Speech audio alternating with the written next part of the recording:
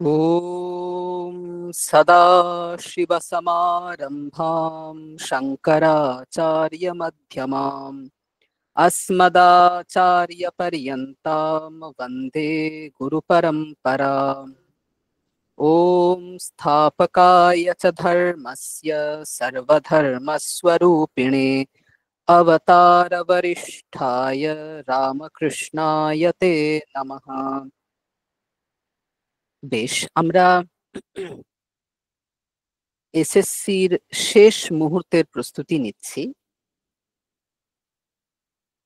আমরা এর আগে অশুদ্ধি সংশোধনের উপর ক্লাস করেছি, বিসর্গ সন্ধির উপরে ক্লাস করেছি। আমাদের কাছে যে রুটিন আছে সেখানে আমরা দেখেছি যে সমাস, কারক, পরস্মৈ পদ, আত্মনেপদ, কৃত প্রত্যয়, তদ্ধিত প্রত্যয় ইত্যাদি বিষয়ের উপরে যেখানে সকলের সমস্যা হয় সেই জায়গাতে ক্লাস আয়োজিত হয়েছে এবং প্রতিদিন আমরা এখন মক টেস্ট দিচ্ছি, যাতে আমরা শেষ বেলায় আমাদের প্রস্তুতি যাচাই করে নিতে পারি এবং অজানা যদি কিছু অংশ থাকে সেগুলো যেন এর মাধ্যমে আমাদের জানা হয়ে যায়। আজকে আমাদের আলোচনার বিষয় সমাস।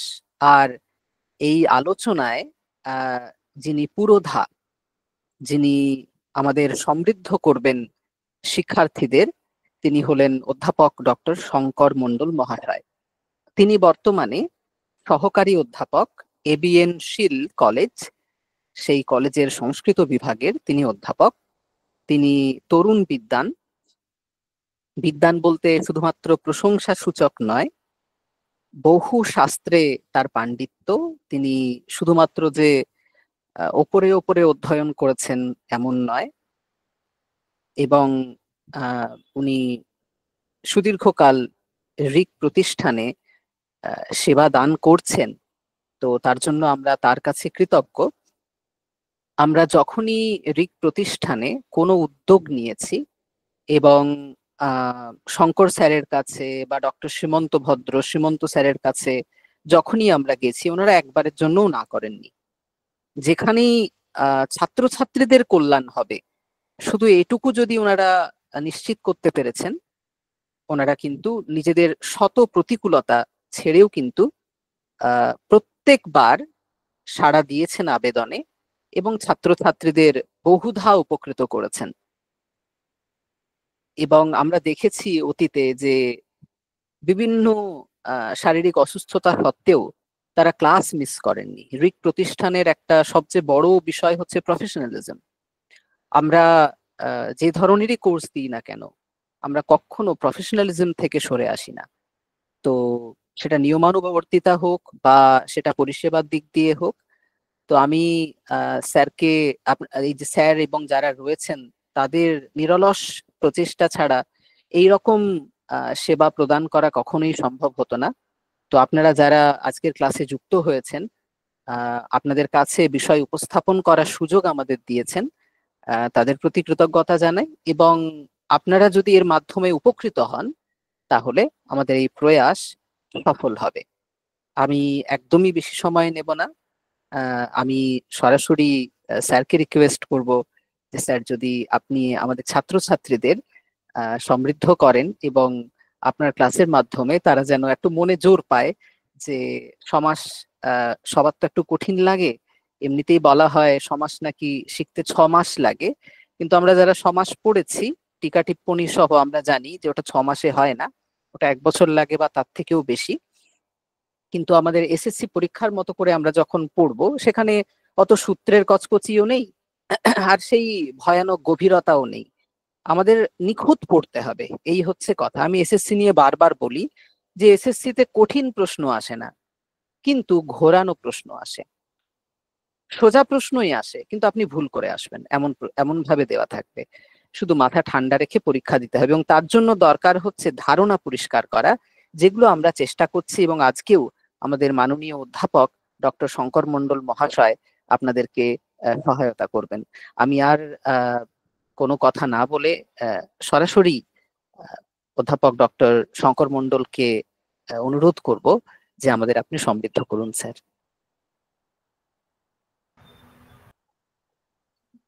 নমস্কার, স্যারকে অনেক ধন্যবাদ।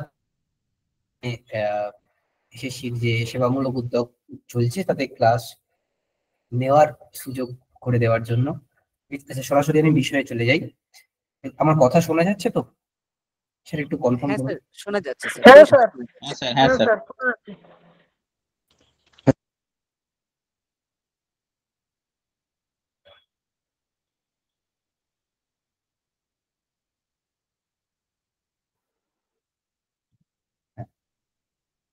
যেমনটা স্যার বলছিলেন যে আমরা এখানে সমাজ প্রকরণটা পড়বো। মুশকিল হলো কি, সমাজ প্রকরণ বিশাল সমুদ্রের মতো।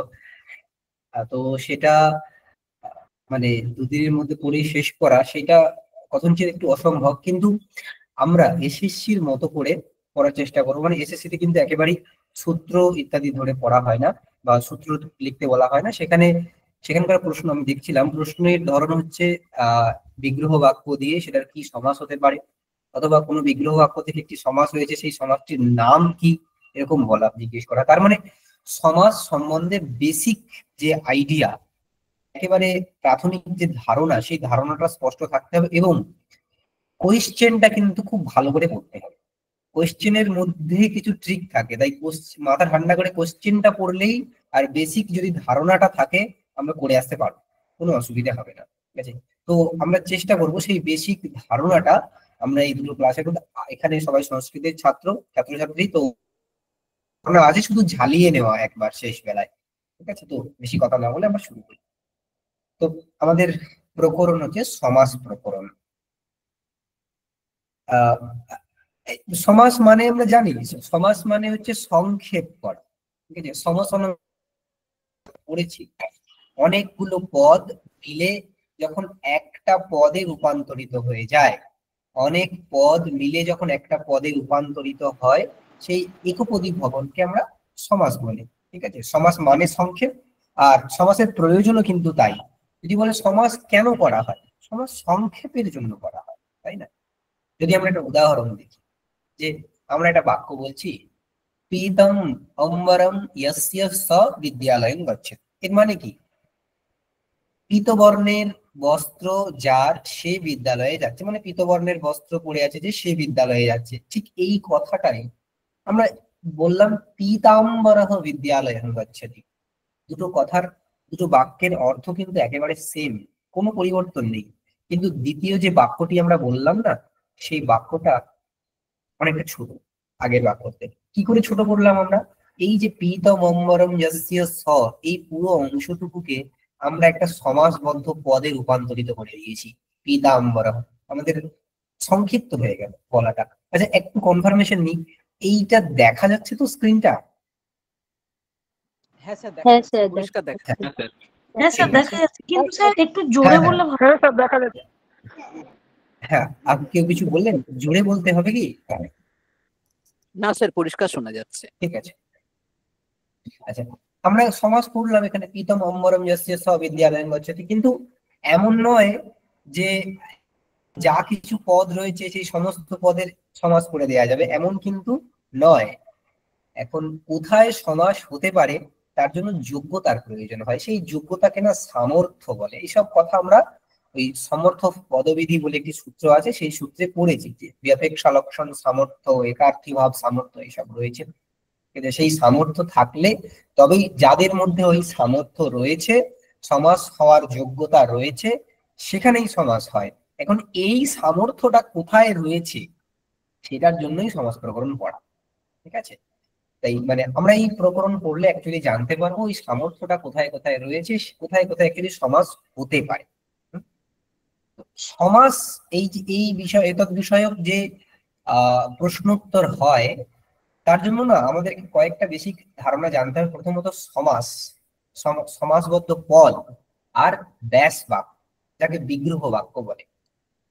বৃত্তি আছে না, বৃত্তি 5 প্রকার, সেই বৃত্তি, পরার্থাভিধানম বৃত্তি, মানে যেটা অন্য কোনো কিছু অর্থকে জানিয়ে দেয় তাকে পরার্থাভিধান বলে। আমরা এখানে না খুব বেশি সংস্কৃত কথা বলবো না, কারণ সেগুলোকে বললেই তার সেই সম্বন্ধে আলোচনা করতে হয়। এই সমস্ত বাক্যগুলো বিষয়ে অনেক আলোচনা আসে, তো সেগুলোকে আমরা অ্যাভয়েড করারই চেষ্টা করবো। দেখুন, সমাস এক প্রকারের বৃত্তি, সমাস একটা ঘটনা, সমাস একটা ঘটনা। এই যে পীতম অম্বরম যস্য স, সেটাকে পরিবর্তন করে আমরা লিখলাম পীতাম্বর। যে ঘটনাটার জন্য আমরা পীতাম্বর লিখলাম সেই ঘটনাটা হচ্ছে সমাস, ঠিক আছে। আর এই ঘটনাটা ঘটার ফলে যাকে আমরা পেয়েছি তাকে আমরা বলবো সমাসবদ্ধ পদ, সমস্ত পদ। এই পীতাম্বর, এটাকে আমরা দুটো নাম দিতে পারি, হয় সমাসবদ্ধ পদ মানে যাদের মধ্যে সমাস হয়েছে, অথবা সমস্ত পদ, ঠিক আছে। আর এই সমাসবদ্ধ পদ বা সমস্ত পদের অর্থকে যে প্রকাশ করে, এটা তো একটা বৃত্তি, এই বৃত্তির অর্থকে যে বুঝিয়ে দেয় যে বাক্য, মানে ইলাবোরেট করে দেয় যে বাক্যটা, তাকে আমরা বলবো বিগ্রহ বাক্য। তাহলে পীতাম্বরঃ এটা যদি সমাসবদ্ধ পদ হয়, এটা যদি সমস্ত পদ হয়, তার বিগ্রহ বাক্য বা ব্যাস বাক্যটা কি হবে? কেউ বলতে পারবেন তার বিগ্রহ বাক্য বা ব্যাস বাক্যটা কি হবে? যে কেউ আপনারা বলুন, কোনো অসুবিধা নেই। আচ্ছা, এখানে না হাত তুলতে হবে না, কারণ আমি আপনাদের ওই স্ক্রিনটা দেখতে পাচ্ছি না। আপনারা যে কেউ বলে আবার মিউট স্যার করে দিন। প্রীতম অরম যস্য স। হ্যাঁ, একদমই তাই। এইটাকে বরং যশস্ব। হ্যাঁ হ্যাঁ, পীতাম্বরঃ এটার যে অর্থ, সেই অর্থটাকে ইলাবোরেট করে বলে দিচ্ছে যে বাক্যটা, সেটাকে আমরা বিগ্রহ বাক্য, ঠিক আছে। তো আমাদের কোশ্চেন কেমন হয়, কোনো বিগ্রহ বাক্য দেওয়া আছে, সেখান থেকে কি সমস্ত পদ হবে, মানে সমাসবদ্ধ পদটা কি দাঁড়াবে, সেই রকম প্রশ্ন আসতে পারে। অথবা কোনো সমাসবদ্ধ পদ দেওয়া রয়েছে, সেটা অ্যাকচুয়ালি কি সমাস হয়েছে সেই প্রশ্ন করা হয়। অথবা ওইখান থেকে বিগ্রহ বাক্যটা, কোন বিগ্রহ বাক্য অ্যাকচুয়ালি ঠিক ওটা, সেই রকম সেই প্রশ্ন। এর বাইরে আশা করি প্রশ্ন আসে না। যাক, তো এইটা জানতে গেলে আমাদেরকে সমাসের যে ধরনগুলো সেটাকে জানতে হবে। সমাস একেবারে প্রাইমারিলি সমাস 5 ভাগে বিভক্ত, ঠিক আছে। প্রথমত কেবল সমাস, দ্বিতীয় অব্যয়ীভাব সমাস, তৎপুরুষ সমাস, বহুব্রীহি সমাস এবং দ্বন্দ্ব সমাস, ঠিক আছে। এই 5 প্রকার হচ্ছে সমাস।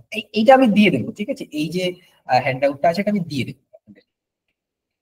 কেবল সমাস, সেটার আরেক নাম কিন্তু সুপসুপা সমাস, ঠিক আছে। প্রাচীন নাম এটা সুপসুপা সমাস। আর বাকি সমাসগুলোর ভাগ নেই, কিন্তু তৎপুরুষ সমাসের আরো ভাগ রয়েছে। মানে তৎপুরুষ সমাস সামান্য, তার কিছুটা অংশের নাম কর্মধারয়, ঠিক আছে। সেই তৎপুরুষ সমাসেরই একটা ভাগ হচ্ছে কর্মধারয়। আর ওই কর্মধারয় সমাসেরই আরেকটা ভাগ হচ্ছে দ্বিগু। মানে এমন নয় যে তৎপুরুষ সমাসের দুটো ভাগ, একদিকে কর্মধারয় আর একদিকে দ্বিগু, এমন কিন্তু নয়। কিছু তৎপুরুষ সমাসের নাম হয় কর্মধারয় সমাস, আর এই কর্মধারয় সমাসের মধ্যে কিছু সমাস আছে যাদের নাম হয় দ্বিগু সমাস। তার মানে যে সমাসটা কর্মধারয় সমাস, সেখানে কিন্তু তৎপুরুষত্বও রয়েছে।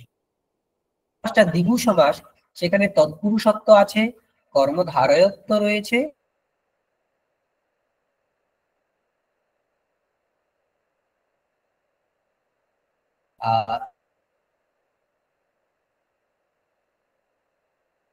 করার চেষ্টা করবো আজকে, করার চেষ্টা করবো, ঠিক আছে। প্রথমত কেবল সমাস। কেবল সমাস মানে কি? কেবল মানে জানি যার কোনো আলাদা নাম নেই, ঠিক আছে। এই প্রত্যেকটা সমাসের দেখুন কোনোটার নাম অব্যয়ীভাব, তৎপুরুষ, বহু, একটা আলাদা বিশেষ বিশেষ নাম দেওয়া হয়েছে। কিন্তু যে সমাসটাকে শাস্ত্রে কোনো নাম দেওয়া হয়নি কিন্তু সমাস হয়েছে সেখানে, তাকে কেবল সমাস বলে বা সুপসুপা সমাস বলে। কেন সুপসুপা সমাস? একটা সুবন্ত আর একটা সুবন্তের সহিত সমাসবদ্ধ হয়েছে। যখন একাধিক পদের মধ্যে, সমস্ত একাধিক পদের মধ্যে করা হয়, একাধিক পদের মধ্যে সমাস করা হচ্ছে, কিন্তু সেই সমাসটার কোনো বিশেষ নাম দেওয়া হয়নি, তাকে কেবল সমাস আমরা বলি। এই সমাসটির যে বিধায়ক সূত্র, আমরা প্রধান যে বিধায়ক সূত্রগুলো, সেই সূত্রগুলোর কথা মাঝে মাঝে বলবো। তো কেবল সমাস, তার বিধায়ক সূত্র হচ্ছে সহ সুপা। সহ সুপা, সুপ মানে আমরা জানি সুপ হচ্ছে এক ধরনের প্রত্যয়, আর প্রত্যয় মানে প্রত্যয়ান্তকে বোঝায়। তাহলে সুপা মানে সুবন্তেন, সুপ সুবন্তেন সহ সমস্যতে, মানে সুবন্তম সুবন্তেন সহ সমাসিত, একটা সুবন্ত আরেকটা সুবন্তের সহিত সমাসবদ্ধ হয়। ঠিক আছে, এখানে কিন্তু এই সমাসটা বিশেষ কোনো অধিকারে পড়েনি, সহসুপা মানে তৎপুরুষ বা বহুব্রী এই সমস্ত অধিকারে পড়েনি, তাই এর বিশেষ কোনো নাম হবে না। বিশেষ নাম হবে না বলে একে আমরা কেবল সমাস বলবো, কেবল সমাস আর সুপসুপা সমাস। ঠিক আছে, যেমন উদাহরণ, আমি কয়েকটা উদাহরণ এখানে দিয়েছি। আমরা সাধারণত কেবল সমাসের এই ভূতপূর্ব এই উদাহরণটা দেখতে পাই, কিন্তু আরো অনেক উদাহরণ আছে। ভূতপূর্ব, বাগর্থাবিব, নৈকঃ, অদৃষ্টপূর্বঃ, ন সংহতাঃ, ন ভিন্নবৃত্তয়ঃ, নৈকথা, আজন্মশুদ্ধানাম, উক্তবর্ণঃ, অধমর্ণঃ, নিসর্গনিপুণঃ, প্রকৃতিবক্রঃ, অবশ্যস্তুত্যঃ, এইসব এইসব যে উদাহরণগুলো আছে না, এগুলো কেবল সমাসের উদাহরণ। কেন কেবল সমাসের উদাহরণ? কারণ এগুলো তৎপুরুষ প্রভৃতি সমাস, এটা যুক্তি একটাই যে তৎপুরুষ সমাস প্রভৃতি অধিকারে পড়েনি, তাই এটা কেবল সমাস। ঠিক আছে, এখন মুশকিল হলো ভূতপূর্ব, এই যে সমাসবদ্ধ পদটা হয়েছে, এই সমাসবদ্ধ যদি প্রশ্ন করা হয় এই সমাসবদ্ধ পদটার বিগ্রহ বাক্য কি হবে, তো এটার বিগ্রহ বাক্য এমন ভাবে বলা হয় যে পূর্বম ভূতঃ, পূর্বম ভূতঃ,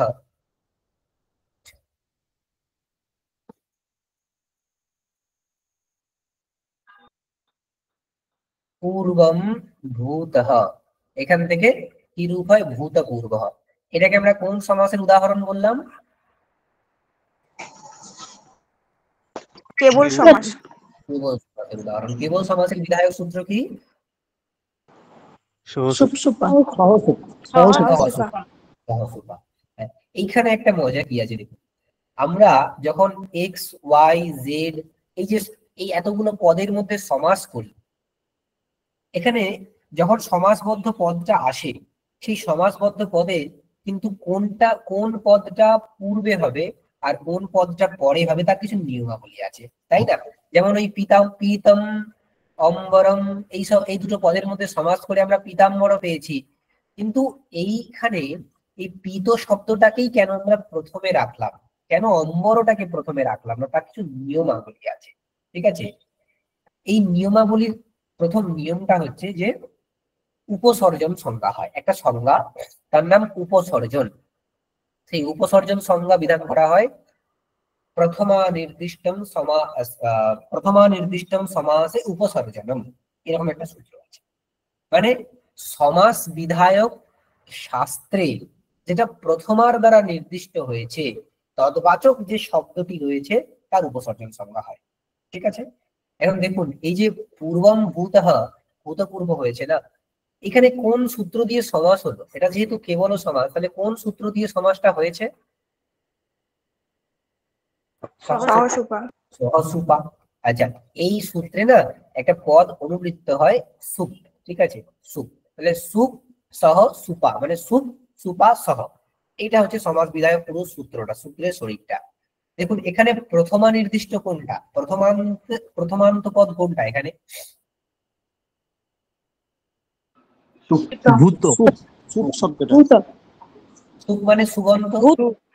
হ্যাঁ, তার মানে সুবন্ত যে পদটি রয়েছে তার উপসর্জন সংজ্ঞা হবে সমাস বিধায়ক শাস্ত্রে যেটা প্রথমার দ্বারা নির্দিষ্ট তদ্বাচক শব্দের উপসর্জন সংজ্ঞা হয়।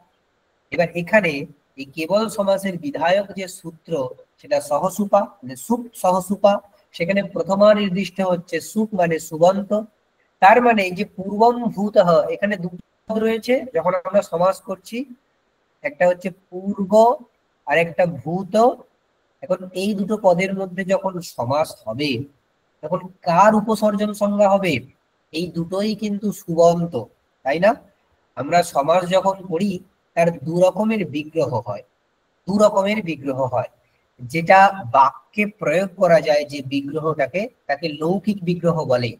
ওই লৌকিক বিগ্রহকে ফলো করে আর এক ধরনের বিগ্রহ হয় যেটা প্রক্রিয়ার সময় কাজে লাগে, তাকে বলে অলৌকিক বিগ্রহ। ঠিক আছে, অলৌকিক বিগ্রহকে কেমন ভাবে লিখবো আমরা? এই যে পূর্বম আছে, পূর্বম মানে কি? পূর্ব প্লাস সু, প্রথমার এক বচনে আছে পূর্ব প্লাস সু। ভূতঃ মানে ভূত প্লাস সু, তাই তো, প্রথমার এক বচনে আছে। এইটা হচ্ছে অলৌকিক বিগ্রহ। ঠিক আছে, ভূত প্লাস সু এটা কি? এটা সুবন্ত পদ। পূর্ব প্লাস সু এটাও তো সুবন্ত। এখন সমাসের কিছু নিয়ম রয়েছে, সেই কারণে আমরা সবাই জানি সুপধাতু প্রাতিপদিক এই যে সূত্র রয়েছে, সেই কারণে এই সু এখান থেকে লুপ্ত হয়ে গেছে। কিন্তু লুপ্ত হয়ে গেলেও সু যে ওখানে আছে, মানে প্রত্যয় লোপে প্রত্যয় লক্ষণম, এই নিয়মকে আশ্রয় করে, এই নিয়মকে মেনে নিয়ে এগুলোকে আমরা সুবন্ত বলতে পারি। তার মানে এইখানে এই যে সমাসের প্রক্রিয়াটা চলছে, এখানে দুটোই সুবন্ত পদ, পূর্বও সুবন্ত পদ, ভূতও সুবন্ত পদ। তাহলে কার পূর্ব নিপাত হবে? সমাস বিধায়ক শাস্ত্রে বলা হয়েছে যে সুপ এখানে প্রথমা আছে, তার মানে সুবন্ত ওই দুটো পদের মধ্যে যেটা সুবন্ত তার উপসর্জন সংজ্ঞা হবে, আর উপসর্জন যে হয় তার প্রথম মানে পূর্ব নিপাত হয়। দুটো জিনিস, সমাসের প্রক্রিয়াতে একজনের উপসর্জন সংজ্ঞা হয়, আর যার উপসর্জন সংজ্ঞা হয় তার পূর্ব নিপাত হয়।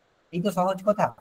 উপসর্জন সংজ্ঞা কার হয় না, সমাস বিধায়ক শাস্ত্রে যেটা প্রথমার দ্বারা নির্দিষ্ট হয়েছে তার উপসর্জন সংজ্ঞা হয়। ঠিক আছে?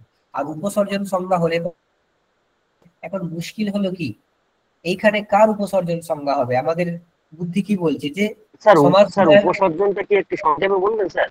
উপসর্জন এইটুকু মাথায় রাখুন, উপসর্জন একটা সংজ্ঞা, জাস্ট একটা সংজ্ঞা মাত্র। ঠিক আছে?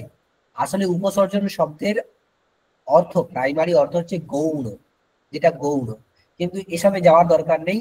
এইটুকু, যেমন ব্যাকরণ শাস্ত্রে গুণ, টি, বৃদ্ধি এইসব একটা করে সংজ্ঞা, যে গুণ বললে আমরা এই বর্ণগুলোকে বুঝবো, বৃদ্ধি বললে এই বর্ণগুলোকে বুঝবো, তেমনই উপসর্জন একটা সংজ্ঞা, জাস্ট একটা নাম বলে ভাব। কার উপসর্জন সংজ্ঞা হয় না, সমাস বিধায়ক সূত্রে যেটা প্রথমার দ্বারা নির্দিষ্ট হয়েছে তদবাচক শব্দের উপসর্জন সংজ্ঞা হয়। ঠিক আছে? এবার দেখুন, এই যে পূর্ব এবং ভূত রয়েছে, এদের দুজনের মধ্যে কার উপসর্জন সংজ্ঞা হবে বলুন তো? মানে আমাদের নিয়ম অনুসারে কার উপসর্জন সংজ্ঞা হবে? দুজনেরই উপসর্জন সংজ্ঞা হয়ে যাবে। কেন? দুজনেই তো দুটোর হ্যাঁ, দুজনেই তো সুবন্ত, তাই দুজনেরই উপসর্জন সংজ্ঞা হয়ে যাবে।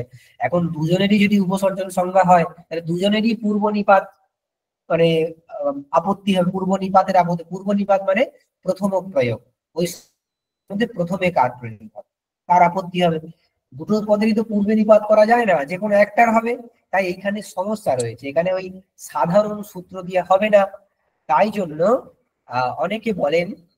অনেকে বলেন দেখুন, আমরা এখানে লিখেছি কেবল সমাসে পূর্ব নিপাত বিধান, মানে সুপসুপা সমাসে পূর্ব নিপাত বিধান কে করে? প্রথমত পূর্ব নিপাত বিধান করার সূত্র হচ্ছে প্রথমা নির্দিষ্ট সমাস উপসর্জন। ঠিক আছে? এইটা প্রথমার দ্বারা যেটা নির্দিষ্ট তার উপসর্জন সংজ্ঞা হবে। কিন্তু এইখানে সমস্যা হচ্ছে, অনেকে বলেন উপসর্জন কি মহাসংজ্ঞা। উপসর্জন এই যে সংজ্ঞাটা, এটা মহাসংজ্ঞা, যে সংজ্ঞাটা তার নামের যে অর্থ, সেই অর্থটা নিয়ে কাজ করতে পারে। ঠিক আছে? যেমন গুণ প্রভৃতি যে সংজ্ঞাগুলো, এগুলো মহাসংজ্ঞা নয়, এগুলো ছোট ছোট সংজ্ঞা। তাই জন্য সে অনর্থ সংজ্ঞা নয়, তার যে অর্থ, গুণ মানে আমরা কোয়ালিটিকে বুঝি, আমরা রজ্জুকে বুঝি, কিন্তু ব্যাকরণ শাস্ত্রে তার অর্থটা ধরে কাজ করা হয় না।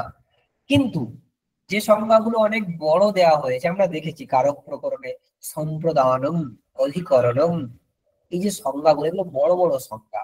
কেন এত বড় সংজ্ঞা দেওয়া হলো না, এটার যে অর্থ, সেই অর্থটা দিয়েও আমরা কাজ করতে পারি, সেই জন্য মহাসংজ্ঞাকরণম অনুবর্ত লাভার্থম। তো অনেকে বলেন উপসর্জন, এটাকে মহাসংজ্ঞা ধরে নিয়ে উপসর্জন মানে গৌণ, মানে ওখানে যেটা গৌণ তার পূর্ব নিপাত হবে, এরকমও আমরা অর্থ করতে পারি। তাহলে ভূতপূর্ব মানে পূর্বম ভূত, মানে আগে যেটা ঘটেছে, পূর্বম ভূত, আগে যেটা ঘটেছে। এখানে ভূত এটার প্রাধান্য রয়েছে, যে ঘটেছে তাকে বলা হচ্ছে তো। ঠিক আছে? পূর্ব এর অপ্রাধান্য রয়েছে, তাহলে সেইভাবে তার পূর্ব নিপাত হয়ে যেতে পারে। অথবা ভূতপূর্বের চরণ, মানে কিছু কিছু নির্দেশ আছে, মানে অনেক জায়গায় যেমন প্রয়োগ আমরা পাই, যেমন পাণিনির একটি সূত্র আছে ভূতপূর্বে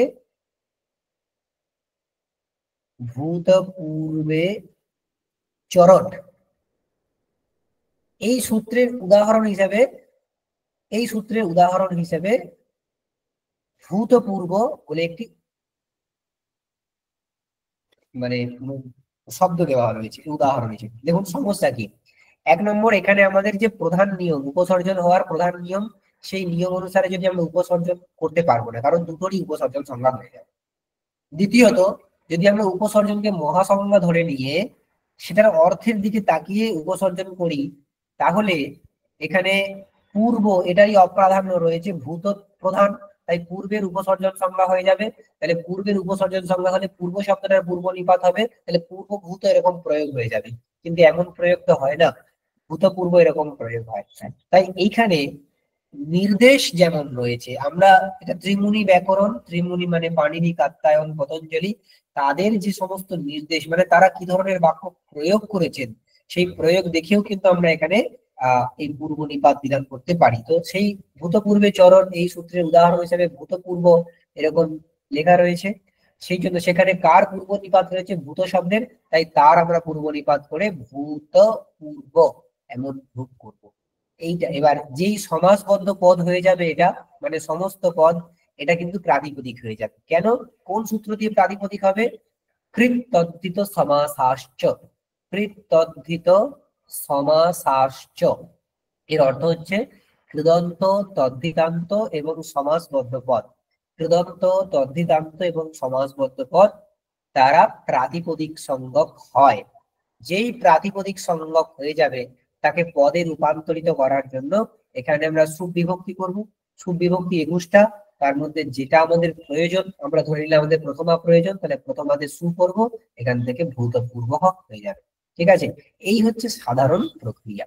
ব্যাস, এইবার আমরা এইখানে কেবল সমাসের, এই কেবল সমাসের যে উদাহরণগুলো না, এগুলো মোটামুটি পরিচিত, মানে এমন নয় আমরা যা খুশি এটা লিখে দিয়ে কেবল সমাস বলে দিতে পারবো এমন নয়। কেবল সমাস উদাহরণ হিসেবে সেগুলোই ধরা হয় যেগুলোর বাক্যে প্রয়োগ হয়েছে, কিন্তু কোন সূত্র দিয়ে তার সমাস সত্য সিদ্ধ করা হয়নি বিশেষ সূত্র দিয়ে, সেগুলোকেই কেবল সমাসের আওতায় কিন্তু রাখা হয়। ঠিক আছে, ভূতপূর্ব হয়ে গেল। তো তাই জন্য এখানে পূর্ব নিপাত পরনিপাত কোনটা হবে আমরা ওই প্রয়োগ দেখেই বুঝতে পারি। বাগর্থা বিভব, এটার বিগ্রহ কি হতে পারে বলুন তো? বাগর্থ বাগর্থ ইব, বাগর্থৌ যুক্ত ইব, বাগর্থৌ ইব, বাগর্থ ইব মানে কি? সদৃশ। বাগর্থ মানে বাক এবং অর্থের মতো, বাগর্থ এখানে সমাস হয়েছে আলাদা সমাস, এটা দ্বন্দ্ব সমাস হয়েছে। ঠিক আছে, কিন্তু এই অংশে এটা সুপসুপা সমাস, এই অংশে এটা সুপসুপা সমাস।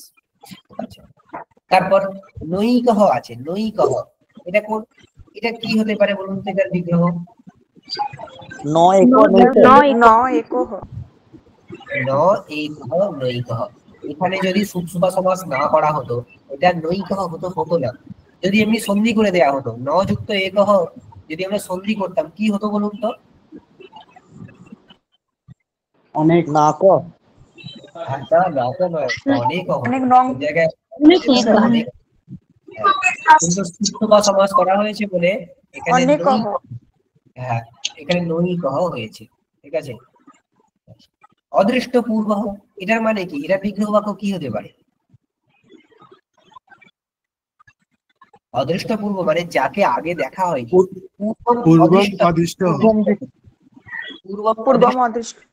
পূর্বং অদিষ্ট। হ্যাঁ, আপনার এখানে যা উদাহরণ আছে না, এই উদাহরণগুলো মোটামুটি আপনারা কোথাও না কোথাও প্রয়োগ দেখতে পাবেন, সেই কারণেই এখানে এগুলো নিয়ে আসে। নসংহতা, নসংহতা। আচ্ছা, তিনি বলছেন, তিনি কিন্তু দায়িত্ব নিয়ে বলার পরে মাইকটা মিউট করে দেবেন। হ্যাঁ, নসংহতাহা, নসংহতাহা এটা কি হবে? এটা বিগ্রহ বাক্য। খুব সহজ, নসংহতাহা নসংহতা, যারা সংহত নয় তারা নসংহতা। এটা যদি আমরা সমাস না করতাম না, এটা অসংহতা হতো, মানে বা তৎপুরুষ সমাস করতাম যদি, নয় তৎপুরুষ সমাস, তাহলে অসংহতা হবে। দেখুন এখানে যদি একটা ট্রিকি কোশ্চেন আমরা পেয়ে যেতে পারি। কেউ বললেন স্যার আওয়াজ হচ্ছে প্রচুর স্যার, শোনা যাচ্ছে না। মিউটটা করে দাও। হ্যাঁ, এভরিওয়ান মিউট করে দিন, ঠিক হবে। না, ব্যাপারটা হচ্ছে তারপরে তো আবার একজন মানে কাউকে আমি জিজ্ঞেস করছি, সেজন্য আমি বারবার এই ট্যাবের মধ্যে আসতে স্যার পারবো না। স্যার প্রশ্ন উত্তরটা শেষে করবেন স্যার, আপনি পড়িয়ে যান স্যার, নাহলে শেষ হবে না। কিন্তু সেভাবে পড়াটাতে কি ভালো লাগবে? ঠিক আছে, করার নেই, নাহলে শেষ করতে পারবো না স্যার। আমার কোনো অসুবিধা নেই। ঠিক কথা শোনা যাচ্ছে তো এখন? হ্যাঁ স্যার। ঠিক আছে, হ্যাঁ স্যার শোনা যাচ্ছে। দেখুন এই যে নসংহতাহা, এরকম কোন বিগ্রহ বাক্য দিল নসংহতাহা দিয়ে নসংহতা এরকম দিল, জিজ্ঞেস করতে পারে যে এটা কোন সমাস হয়েছে। এখানে কিন্তু 1 নম্বর অপশন দিতে পারে যে নয় তৎপুরুষ, নয় তৎপুরুষ। 2 নম্বর অপশন দিলে সুপসুপা। আরো মানে অপ্রয়োজনীয় কিছু অপশন দেয়া থাকলো। এখন প্রথমেই অনেকে যে ভুলটা করে আসবে, ন দিয়া আছে তো নয় তৎপুরুষ করে আসবে, কিন্তু এখানে নয় তৎপুরুষ সমাস হতে পারতো, হলে কিন্তু অসংহতাহা এমন হতো। নয় তৎপুরুষ হলে এটা অসংহতা হতো, কিন্তু এখানে রূপটা দেওয়া হচ্ছে নসংহতাহা, তাই এটা নয় তৎপুরুষ নয়, এটা সুপসুপা সমাস। সুপসুপা সমাসে কিন্তু ওই নয়ের মানে নয়ের জায়গায় সন্ধিতে যে অন আদেশ হয় বা অ আদেশ হয়, সেটা কিন্তু সুপসুপা সমাসে হয় না। ঠিক আছে, তাই জন্য যখনই এরকম ন দিয়ে মানে সমাসটা আছে দেখতে পাবো আমরা, সুপসুপা সমাস করবো সেটাকে। দেখুন নসংহতাহা, তারপর নভিন্ন বৃত্তয়ঃ, নৈকথা, এইসব সমাসগুলো। বাকি যে উদাহরণগুলো আছে আপনারা নিজেরা অভ্যাস করবেন। আমরা তো এটা পড়ানোর পরে মক টেস্ট নেবো এটার উপরে, ঠিক আছে, আপনারা এগুলো অভ্যাস করে রাখবেন।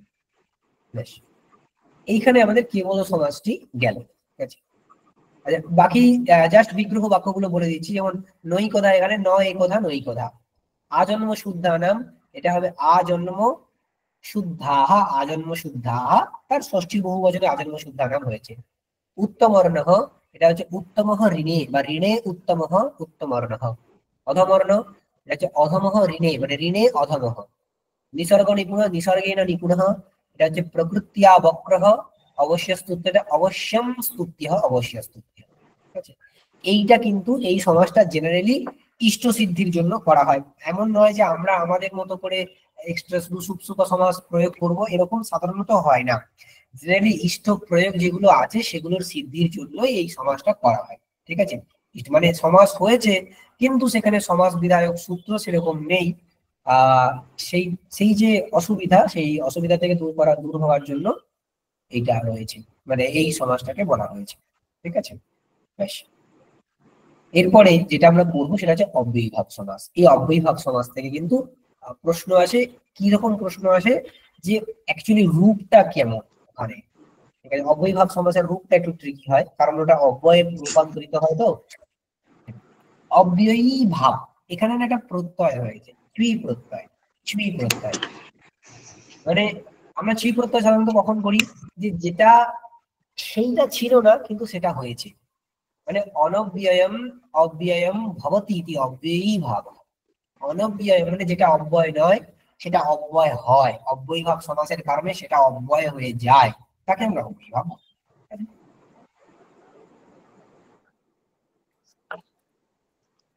অব্যয়ীভাব সমাসে অব্যয়ীভাব সমাসটা চেনার উপায় কিন্তু খুব সহজ। কেন? দেখ, অব্যয়ীভাব সমাসে যে পদগুলো থাকে, ঘটক পদগুলো থাকে, তার মধ্যে একটা অব্যয় থাকে, একটা পদ অব্যয় থাকবেই। ঠিক আছে, আর তারপরে এক্স ওয়াই জেড। অব্যয়ীভাব সমাসে সমাসের ঘটক যে পদ তার মধ্যে একটা অব্যয় থাকে, বাকি এক্স ওয়াই এর যা পদ থাকতে পারে। ঠিক আছে, তো দেখুন অব্যয় প্লাস সুবন্ত, এইভাবে অব্যয়ীভাব সমাস হয়। অব্যয়ীভাব সমাসের বিধায়ক যে সূত্র, প্রধান যে বিধায়ক সূত্র, এটা একটু বড়। অব্যয়ম বিভক্তি সমীপ সমৃদ্ধি বৃদ্ধি অর্থা ভাবাত্যয়া সম্প্রতি শব্দ প্রাদুর্ভাব পশ্চাৎ যথানুপূর্ব্য যৌগপদ্য সাদৃশ্য সম্পত্তি সাকল্যান্ত বচনেষু। এখানে না এই যে সূত্রটা আমরা বললাম, এটাতে এই সূত্রটা মানে মুখস্থ করার একেবারেই দরকার নেই। এই সূত্রটার মধ্যে কিছু অর্থ দেওয়া রয়েছে, যে এই অর্থে বর্তমান অব্যয় সুবন্তের সহিত সমাসবদ্ধ হয়। কয়েকটা অর্থ, প্রায় 16টার মতো অর্থ রয়েছে। ওই 16টা অর্থে বর্তমান অব্যয় সুবন্তের সহিত সমাসবদ্ধ হয়। সেই লিস্টটা আমরা অলরেডি এখানে করে রেখেছি। ঠিক আছে, ওই লিস্টটা দেখুন। বিভক্তি, প্রথমে অর্থ ছিল বিভক্তি। বিভক্তি অর্থে বর্তমান অব্যয় সমাসবদ্ধ হয়। এদিকে যে বিগ্রহটার দিকে তাকান, আমরা বলছি হরৌ, হরৌ, হরৌ মানে হরিতে। এখানে হরও এটা কোন বিভক্তিতে আছে বলুন তো? সপ্তমী। সপ্তমী। ওই সপ্তমীর অর্থে একটি অব্যয় হয় অধি। অধি, ঠিক আছে? ওই অধি এবং হরি এর সমাস আমরা করতে পারি। এটা কেমন ভাবে হয় দেখুন, জাস্ট একটা উদাহরণ আমরা দেখছি, বাকিগুলো আপনারা নিজেরা চেষ্টা করবেন। বিগ্রহ বাক্যটা হচ্ছে হরৌ, এটা হচ্ছে লৌকিক বিগ্রহ। লৌকিক বিগ্রহ। এর অলৌকিক বিগ্রহ কি হবে? এর অলৌকিক বিগ্রহ কি হতে পারে? হরি ই। হরি ই। এবার এইটা হচ্ছে বিভক্তি। এই বিভক্তির অর্থে একটা অব্যয় আমরা করতে পারি কি? অধি। অধি, এই অব্যয়টা এই ই বিভক্তির অর্থে আমরা করতে পারি।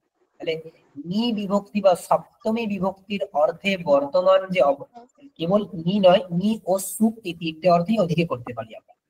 এই সপ্তমীর অর্থে বর্তমান যে অব্যয় সে হরি, এর সাথে সমাসবদ্ধ হতে পারে ওই সূত্র দ্বারা, অব্যয় বিভক্তি ইত্যাদি সূত্র দ্বারা। তাহলে হরি নি, হরি অধি, ঠিক আছে? এখন অধি এবং হরির সমাস হবে।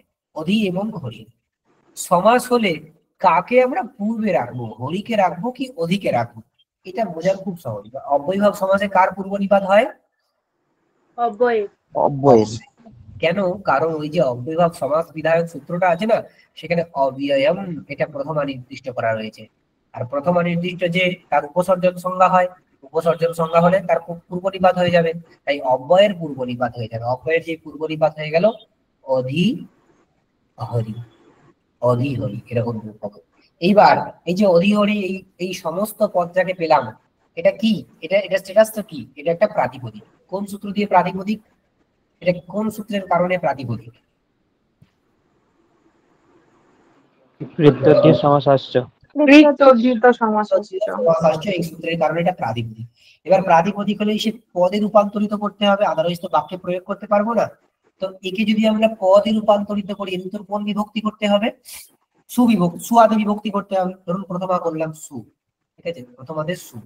এবার এখানে একটা মজা হচ্ছে কি, আমরা একটু আগে বলেছি এই সমাজটার নাম অব্যয়ী ভাব, মানে যে অব্যয় নয় সেও অব্যয় হয়ে যায়। অ্যাকচুয়ালি অব্যয়ী ভাব সমাস নিষ্পন্ন যে পদ, সেটা অব্যয়ে রূপান্তরিত হয়। এখানে অব্যয় ছিল কেবল অধি, কিন্তু হরি শব্দের সাথে সমাস করে যে সমাসবদ্ধ পদটাকে পেলাম অধি হরি, সেটাও কি হয়ে যাবে? অব্যয় হয়ে যাবে। সেটাও অব্যয়। এটা মাথায় রাখতে হবে যে অব্যয়ী ভাব সমাস নিষ্পন্ন যে পদ, সেটা কি হয়ে যায়? অব্যয় হয়ে যায়। আর যেই অব্যয় হয়ে যাবে, ঠিক আছে, যেই অব্যয় হয়ে যাবে, অব্যয়ের উত্তর, অব্যয় তো একটা লিঙ্গেই প্রয়োগ হয়, সেটা হচ্ছে নপুংসক লিঙ্গ। আর অব্যয়ের উত্তর যে বিভক্তি আছে সেটাও লুপ্ত হয়ে যায়। আমরা কিন্তু অনেকে জানি কি যে অব্যয়ের উত্তর বিভক্তি হয় না, এমন নয় কিন্তু। অব্যয়ের উত্তরও বিভক্তি হয়। বিভক্তি না হলে সেটা পদ হতো না, আর পদ না হলে তাকে বাক্যে প্রয়োগ করা যেত না। অব্যয়ের উত্তরও বিভক্তি হয়, কিন্তু সেই বিভক্তিটা লোপ হয়ে যায়। কারো কি জানা আছে কোন সূত্র দিয়ে লোপ হয়? এটা আমাদের এখানে অব্যয়দাব সুপসূত্র অনুসারে অব্যয়দাব সুপ। ঠিক, একদমই ঠিক। অব্যয়াদ আপ সুপহ দিয়ে ওই সুপটার লোপ হয়ে যায়। লোপ হয়ে গেল, দিয়ে কি থাকবে? অধিহরি। এখন এই অধিহরিটা কিন্তু পদ। একটু আগে, মানে আমরা যদি এটাকে এ চিহ্নিত করি, এটাকে যদি বি চিহ্নিত করি, এ চিহ্নিত স্থলে অধিহরি এটা কিন্তু পদ ছিল না, ওটা প্রাতিপদিক ছিল। বি চিহ্নিত স্থলে অধিহরি এটা পদ। কেন পদ? ওটা সুবন্ত। সু তো দেখা যাচ্ছে না, দেখা যাচ্ছে না তো কি হয়েছে? প্রত্যয় লোপে প্রত্যয় লক্ষণম। প্রত্যয় লোপ হয়ে গেলেও তার চিহ্নকে আমরা আধার করে, মানে সে আছে এরকম চিন্তা করে আমরা কাজ করতে পারি। তাই এটা সুবন্ত। সুবন্ত মানে এই পদ, অধিহরি হয়ে গেলে একটা পদ। অধিহরি শব্দের অর্থ কি দাঁড়ালো? হরিতে। হরিতে। হ্যাঁ, যার বিগ্রহ বাক্য হবে হরৌ, ঠিক আছে? আমাদেরকে যদি মানে প্রশ্ন দেওয়া হয় যে অধিহরি এই বাক্যটির অর্থ কি, দিয়ে কয়েকটা উদাহরণ মানে অর্থ মানে অর্থের অপশন দেওয়া হলো, এখানে হরৌ, এই বিভিন্ন অপশন, তো হরৌতে আমাদেরকে ক্লিক করতে হবে, ঠিক আছে? এরকমই গোপে, সেখান থেকে আমরা কি পাবো? অধিগোপন, অধিগোপন, ঠিক আছে? কন্যায়া, অধিকন্যাম, এইখানে একটা মজা রয়েছে। গোপে, সেখান থেকে অধিগোপন কি করে হলো? মানে আমাদের হওয়া উচিত কি ছিল? আমরা এতক্ষণ যেটুকু করলাম তাতে করে কি হওয়া উচিত ছিল? যে গোপে এই অর্থে এখানে সপ্তমী আছে, সপ্তমীর অর্থে অধি আছে, তাহলে অধি সাথে সমাস হলো, দিয়ে বাকি যা প্রক্রিয়া আছে তাতে সবকিছু করে অধিগোপ এরকম হলো। এটা কি হয়ে যাবে? অব্যয় এবং প্রাতিপদিক। তার উত্তর সু করলাম। আমাদের কি হয়ে যাওয়ার কথা? সুবিভক্তির লোপ হয়ে যাওয়ার কথা না, যেহেতু এটা অব্যয়, তাই তো? সুবিভক্তির যেহেতু এটা অব্যয়, তাই তার উত্তর বর্তমান যে সুবিভক্তি সেটা লোপ হয়ে যাওয়ার কথা। কিন্তু এই অকারান্ত, এটা মাথায় রাখতে হবে, অকারান্ত অব্যয়ীভাব যে সমাস, তার উত্তর যে সুবিভক্তি, সেই সুবিভক্তির লোপ হয় না। অকারান্ত অব্যয়, আমরা আমাদের এখানে নিয়মগুলো সংগ্রহ করে লিখে দিয়েছি, একটু এটা দেখে নিই আগে। দেখুন নিয়মাবলী। অব্যয়ীভাব সমাসে এই যে এখানে অব্যয়ের সহিত সুবন্ধের সমাস আমরা বলেছি। অব্যয়ীভাব সমাসে অব্যয়টা পূর্বে থাকে আর অব্যয়ের যে অর্থ সেটাই প্রধান, তাই পূর্ব পদার্থ প্রাধান্য। এটাতে প্রায় লেখা আছে, কারণ কোনো কোনো জায়গায় বৈলক্ষণ্য আছে, ঠিক আছে, তাই প্রায় লেখা আছে।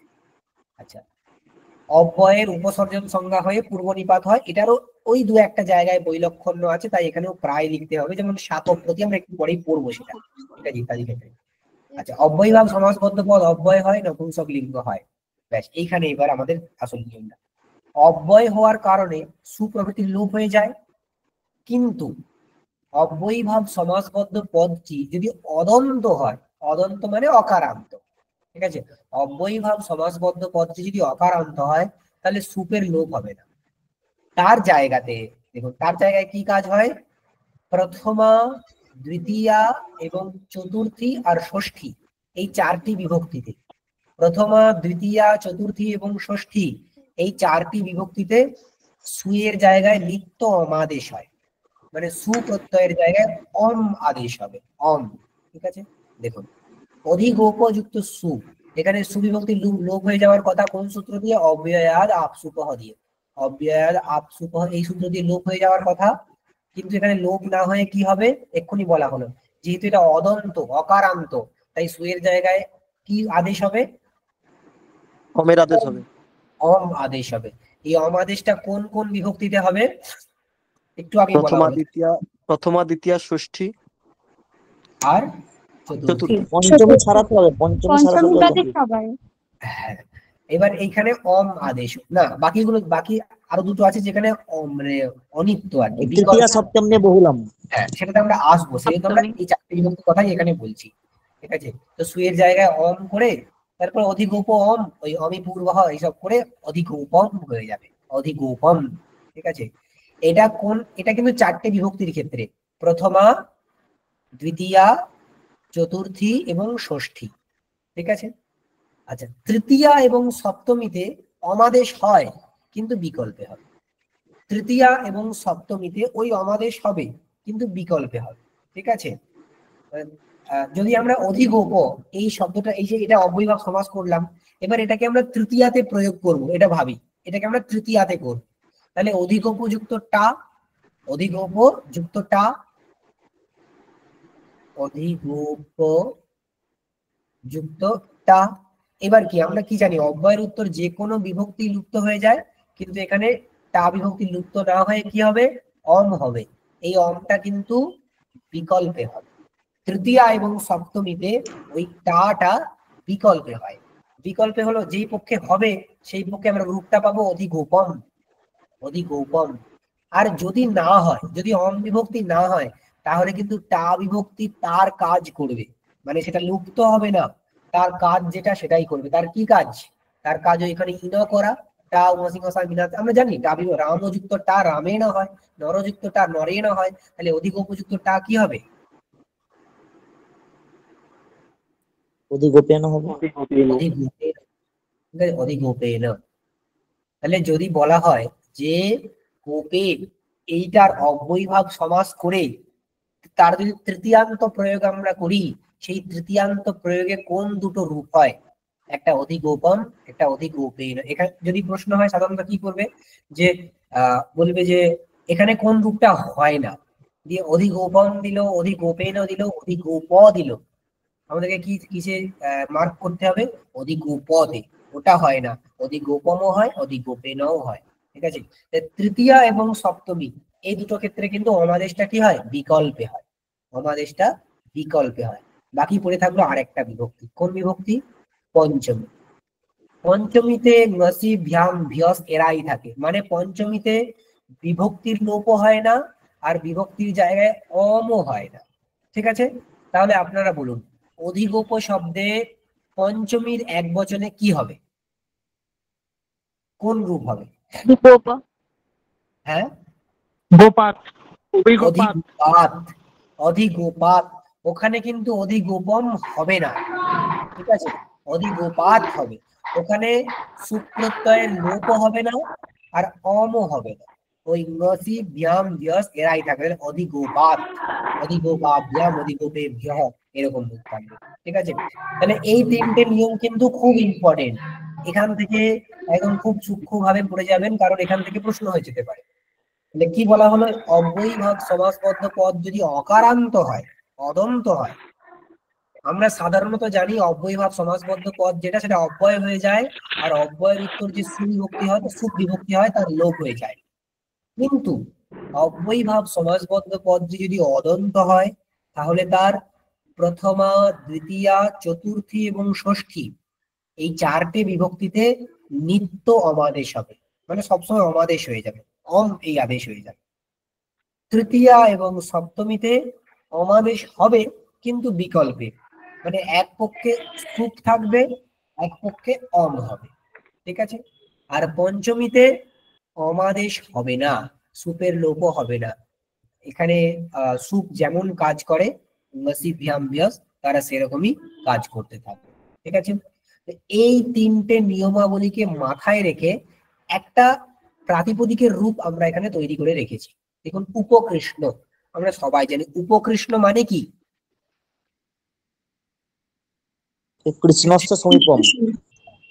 কৃষ্ণস্য সমীপম, সমীপার্থে উপ, হ্যাঁ সমীপার্থে উপ এই অব্যয়ের সহিত সমাস হয়েছে এখানে, সমীপার্থে উপ এই অব্যয়ের সহিত কৃষ্ণ শব্দের সমাস হয়েছে, উপকৃষ্ণ হয়েছে, প্রাতিপদিকটা হচ্ছে উপকৃষ্ণ।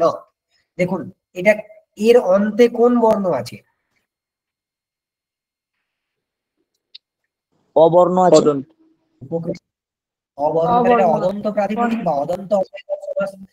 অদন্ত অব্যয়ভাব সমাসে ওই যে তিনটে রুল আমরা লিখলাম, সেই তিনটে রুল ফলো করে যদি আমরা এই পুরো তার রূপটা করি না, প্রথমা থেকে একদম সপ্তমী পর্যন্ত, তাহলে এরকম পাবো। প্রথমাতে উপকৃষ্ণম উপকৃষ্ণম উপকৃষ্ণম, দ্বিতীয়াতেও তাই, তৃতীয়াতে চেঞ্জ হয়ে যাবে, এক পক্ষে উপকৃষ্ণম হবে, এক পক্ষে উপকৃষ্ণেন হবে। কেন হলো এটা, এটা কেন হলো বলুন তো? তৃতীয়াতে তৃতীয়া সপ্তমী অমাদেশ হবে। হ্যাঁ, এখানে বিকল্পে অমাদেশ হয়। তাই পঞ্চমীতে অমাদেশ হবে না, সুপলোপও হবে না, তার পঞ্চমীর কাজ যেমন তেমনি, উপকৃষ্ণাৎ উপকৃষ্ণাভ্যাম উপকৃষ্ণেভ্যাম। ষষ্ঠীতে আবার অমাদেশ নিত্য হয়, উপকৃষ্ণম উপকৃষ্ণম উপকৃষ্ণম, সব এদিকে এক থাকবে, সেম। সপ্তমীতে অমাদেশ বিকল্পে হবে, তাই উপকৃষ্ণম হতে পারে, আবার উপকৃষ্ণে হতে পারে। ঠিক আছে, উপকৃষ্ণম উপকৃষ্ণ এরকম হবে, সম্বোধনে হে উপকৃষ্ণ হে উপকৃষ্ণ হে উপকৃষ্ণ, ব্যাস। এইটা কিন্তু অকারান্ত প্রাতিপদিকের জন্য। ঠিক আছে, ব্যাস। অকারান্ত মানে অকারান্ত যখন হয়ে যাবে অব্যয়ভাব সমাসটা, সেক্ষেত্রে এই সমস্ত বিষয় ঘটে। আচ্ছা, যখন দীর্ঘই কারান্ত থাকে, আমরা জানি এই যে অব্যয়ভাব সমাসবদ্ধ পদ, সেটা অব্যয় হয় এবং কোন লিঙ্গে প্রয়োগ হয়, নপুংসক লিঙ্গে। তাই যদি দীর্ঘই কারান্ত হয় বা মানে দীর্ঘ বর্ণযুক্ত, সেটা যদি দীর্ঘ বর্ণ থাকে, তার হ্রস্ব তাকে মানে নপুংসক লিঙ্গে করতে গেলে কি হয়, হ্রস্বইকার করে দিতে হয়। হ্রস্ব নপুংসকে প্রাতিপদিক হচ্ছে, যখনই কোনো দীর্ঘই কারান্ত প্রাতিপদিক তাকে যখন নপুংসক লিঙ্গে প্রয়োগ করা হয়, ওই দীর্ঘ মানে বর্ণটাকে কি করে দিতে হয়, হ্রস্ব করে দিতে হয়। এবং সে ধরনের উদাহরণ আমরা এখানে অবভিয়াসলি পাবো। আমরা এবার ওই সমাজগুলোকে দেখি, যে যে অর্থে সমাজগুলো হয়, এটা খুব সহজ, এটা আমাদের অনেকেরই পড়া হয়েছে। দেখুন, বিভক্তি অর্থে গঙ্গা, এই যে এখানে পড়ছিলাম কন্যায়াম, কন্যায়াম, এখানে কার কার সমাস হলো, কন্যা প্লাস অধি, তাহলে কি হবে, অধিকন্যা হবে, অধিকন্যা। এবার দেখুন, এটা আকারান্ত, আকারান্ত প্রাতিপদিক মানে দীর্ঘস্বর আছে, তাকে আমরা কি করে দেবো, হ্রস্ব করে দেবো, যেহেতু এটা নপুংসক লিঙ্গে প্রয়োগ হবে, তাহলে অধিকন্যা। এইবার তার সেটা অকারান্ত হয়ে গেল, অদন্ত হয়ে গেল। এবার তার উত্তর সু, সুয়ের জায়গায় যখন আমাদের সবে করবো, যখন আমাদের সবে না করবো না, ব্যাস। জগতি অধিজগৎ, এটা তো অলরেডি নপুংসক লিঙ্গে হয়েছে। গঙ্গায়াম অধিগঙ্গম, কৃষ্ণে অধিকৃষ্ণম, ব্যাস। তাহলে বিভক্তি অর্থে সাধারণত অধি এই অব্যয়টা হয়, বিভক্তি অর্থে অধি এই অব্যয়টা হয়, ঠিক আছে। ওইখানে লেখা যাচ্ছে না। আচ্ছা, সমীপ অর্থে উপ এই অব্যয় হয়, সমীপ অর্থে উপ, যেমন কৃষ্ণস্য সমীপম উপকৃষ্ণম, গঙ্গায়াহ সমীপম উপগঙ্গম, নদ্যাহ সমীপম উপনদী। দেখুন এখানে আমরা পেলাম নদ্যাহ সমীপম, নদ্যাহ সমীপম, এখানে উপ আর নদী এই দুটো পদের সমাস হয়েছে। সমাস হলে কি হবে, উপনদী। দেখুন সমাসবদ্ধ যে পদ তার শেষে কোন বর্ণ রয়েছে, দীর্ঘই। দীর্ঘই। এটা যেহেতু অব্যয়ভাব সমাস, এটা অব্যয় হবে এবং নপুংসক লিঙ্গে প্রযুক্ত হবে, তাহলে দীর্ঘই কারান্ত শব্দ কিংবা দীর্ঘ স্বরান্ত শব্দ যখন নপুংসক লিঙ্গে প্রয়োগ হয়ে যায়, তার কি হয়ে যায়, হ্রস্ব হয়ে যায়, উপনদী, হ্রস্বইকার নদী, ব্যাস। এবার এর উত্তর সু হলো, সু। এবার বলুন তো এই সু এর জায়গায় অম হবে কিনা? হবে না, এটা এটা তো অকারান্ত নয়, তাই হবে না, এটা বাড়ি শব্দের মতো হয়ে যাবে। ঠিক, এটা তো একেবারে অকারান্ত নয়, তাই এখানে অবাদেশ হবে না। মানে অকারান্ত যদি না হয় না, আমাদের ক্ষেত্রে সেটা করা সহজ হয়ে যাবে, ঠিক আছে, ব্যাস। তো সুয়ের লোপ করে দিলাম আমরা, উপনদী বাড়ি শব্দের লোপ, ঠিক আছে। আচ্ছা, এখানে কিন্তু সবকটা বিভক্তিতেই উপনদী হবে। উপনদীকে যদি আমরা প্রথমাতে প্রয়োগ করি উপনদী, দ্বিতীয়াতে করলে উপনদী, পঞ্চমীতে করলে উপনদী, কেন, সব জায়গাতে তো সুয়ের লোপ হয়ে যাবে। অব্যয়, অব্যয়ের উত্তর তো সুয়ের লোপ হয়ে যায়, সু মানে সুপ বলতে চাইছি আমরা, সুপের লোপ হয়ে যায়, ঠিক আছে, ব্যাস। জরায়াহ সমীপম উপজরসম, উপজরসম এটা অদন্তে রূপান্তরিত হয়, তারপর পদ করতে হয় উপজরসম। স্যার উপনদম কি হবে না স্যার, উপনদম? ওখানে না সমাসান্ত প্রত্যয় করতে, সেই বিষয়ে আমরা আসবো। সমাসান্ত প্রত্যয় করলে উপনদ আসে, সেখান থেকে উপনদম করা যায়, কিন্তু এই সমাসান্ত প্রত্যয়টা না আপনাদের এইখানে পাঠ্য নেই। দেখবেন এসএসসির যে সিলেবাস আছে তাতে কিন্তু সমাসান্ত বহি মানে বাদ দেওয়া হয়েছে, তাই না? হ্যাঁ স্যার, হ্যাঁ হ্যাঁ। হ্যাঁ হ্যাঁ, স্যার। সমাসান্ত ঠিক, আপনারা উপনদী রাখবেন এটাকে, ঠিক আছে। আচ্ছা, তাছাড়া সমাসান্ত যদি অনিত্য, তো সেই হিসেবে তো বলা যেতে পারে। হ্যাঁ সেটা তো আছেই, আর আপনাদের সমাসান্ত পাঠ্য নেই, তাহলে সেটা প্রশ্ন আসবে না, ঠিক আছে। দিশহ সমীপম অপদিশম, দেখুন এখানে একটা অন্য অব্যয় পেলাম আমরা, সমীপ অর্থে উপ অব্যয় পেয়েছি, সমীপ অর্থে অপ অব্যয় পেলাম আমরা, অপদিশম। অক্ষ্ণহ সমীপম সমক্ষম, আরো একটা অব্যয় পেলাম, সম। তাহলে সমীপ অর্থে উপ, অপ, সম, এই তিনটে অব্যয় পেলাম, তার সহিত সমাসবদ্ধ পদ হলে সেটা অব্যয়ভাব সমাস হয়ে যাবে। সমৃদ্ধি, সমৃদ্ধি মানে ঋদ্ধির আধিক্য, এই সব অর্থগুলো কিন্তু ওই সূত্রের মধ্যে নির্দিষ্ট রয়েছে। এই অর্থে সমৃদ্ধি অর্থে সু এই অব্যয়কে পাই আমরা, সু, সেই সু অব্যয়ের সহিত সমাস হবে। যেমন সুমদ্রম, এর বিগ্রহ হয়েছে মদ্রাণাম সমৃদ্ধি, মদ্রাণাম সমৃদ্ধি, এই সমৃদ্ধি অর্থে সু অব্যয় হয়েছে, তার সাথে মদ্র শব্দের সমাস হয়েছে সুমদ্র, যেহেতু অকারান্ত তাই সুয়ের জায়গায় অম হয়েছে সুমদ্রম। তাহলে সুভারতম এটার বিগ্রহ কি হবে? ভারতস্য সমৃদ্ধি। ভারতস্য সমৃদ্ধি। সুরাজম এটার কি বিগ্রহ কি হবে? রাজ্য সমৃদ্ধি। ঠিক, এক্স্যাক্টলি একই রকম ভাবে চলবে। দেখুন সমুদ্রমটা কি সংমদ্রম হতে পারে? সমুদ্র, দেখুন সমৃদ্ধি অর্থে না সম এই অব্যয়টা কি প্রয়োগ হয়? অনেক জায়গায় বইতে দেখছিলাম সংমদ্রম, তাই জন্য জিজ্ঞাসা করলাম। যদি সমৃদ্ধি অর্থে, আমি সমৃদ্ধি অর্থে সু ছাড়া আর কোনো অব্যয় দেখিনি এখন। যদি হয় মানে যদি সম এই অব্যয় সমৃদ্ধি অর্থে হয় তাহলে হবেই, কোনো অসুবিধা নেই। ওই অর্থে যে অব্যয় হয় সে অব্যয় যদি সমাস হয় কোনো অসুবিধা নেই, ঠিক আছে। আচ্ছা, ব্যাস। আচ্ছা, এই যে সুরাজম হলো না, এটা রাজন ছিল প্রাতিপদিক, রাজন। তারপর আমরা জানি নকারান্ত যখনই হয়, নলোপ প্রাতিপদিকান্ত ছিল, নকারটা লোপ করে সুরাজ হয়ে গেল, অকারান্ত হয়ে গেল, তার উত্তর সুয়ের জায়গায় অন করে দেবো সুরাজম, ঠিক আছে। আচ্ছা, বৃদ্ধি, এটা ব ই রি আছে। এই বৃদ্ধি মানে ঋদ্ধির অভাব, সমৃদ্ধি মানে ঋদ্ধির আধিক্য, আর বৃদ্ধি মানে ঋদ্ধির অভাব। ঠিক আছে, দুর্যবনন, এই এই ঋদ্ধির অভাব অর্থে দূর, এরকম অব্যয় আছে। এই অব্যয়ের সহিত যবন শব্দের সমাস হয়েছে। তাহলে এখানে বিগ্রহ কি হতে পারে বলুন তো? যবনানাং বৃদ্ধি। যবনানাং ঋদ্ধি। যবনানাং বৃদ্ধি। হ্যাঁ, যবনানাং ঋদ্ধি দুর্যবনম। ঠিক আছে। আচ্ছা, এই যে দুরাজম, এখানে কি হবে? রাজা রাজ্ঞাম ঋদ্ধি। রাজ্ঞঃ বৃদ্ধি। দুরাজম, এখানে এটা অদ্ভুত ভাবে দেখুন, অব্যয়টা ছিল দূর, তাই না? কিন্তু ওখানে দু হয়ে গেছে। দেখুন, দূর ছিল, দূর রাজম, দূর রাজ এমন ছিল তো, কিন্তু যখন আমরা রূপান্তরিত করলাম তখন দুরাজ এরকম হয়ে গেছে। এটা কেন হয়েছে? আপনারা যারা বিসর্গ সন্ধি পড়েছেন সেইখানে এই নিয়ম কারণ ছিল যে পরপর দুটো র যখন থাকে একটা রয়ের লোপ হয়ে যায়, দিয়ে ঢলবে পূর্বস্থে দীর্ঘ ন দিয়ে আগের বর্ণটা দীর্ঘ হয়ে যায়, দিয়ে দুরাজ হয়ে যায়। যেমন পুনঃ রমতে পুনঃরমতে হয় সেরকম। তাই তো পরপর যখন দুটো র থাকবে না, তখন কিন্তু এই নিয়মটাকে আপনারা মাথায় রাখবেন যে আগে একটা রকে লোপ করে দিয়ে আগের যে অণবর্ণ তা দীর্ঘ করে দিতে হবে। ঠিক আছে, তো এইটা কিন্তু একটা ট্রিকি কোশ্চেন হতে পারে যে রাজ্ঞ বৃদ্ধি এই অর্থে দুরাজম হবে নাকি দুরাজম হবে? আপনারা চিন্তা করুন কোনটা হবে, দুরাজম হবে। ঠিক আছে, বেশ। আর তারপর অর্থাভাব, অর্থাভাব আবার বলবো, এখানে রাজ্ঞ বৃদ্ধি এই অর্থে, এই বৃদ্ধি অর্থে দূর এই অব্যয় রয়েছে, তার সহিত রাজ্ঞ এর সমাস হলো, দিয়ে কি থাকবে? দূর আর রাজন এরকম থাকবে। আমরা জানি নকারের লোপ হয়ে যাবে, লোপ প্রাতিপদিকান্ত, দূর রাজ।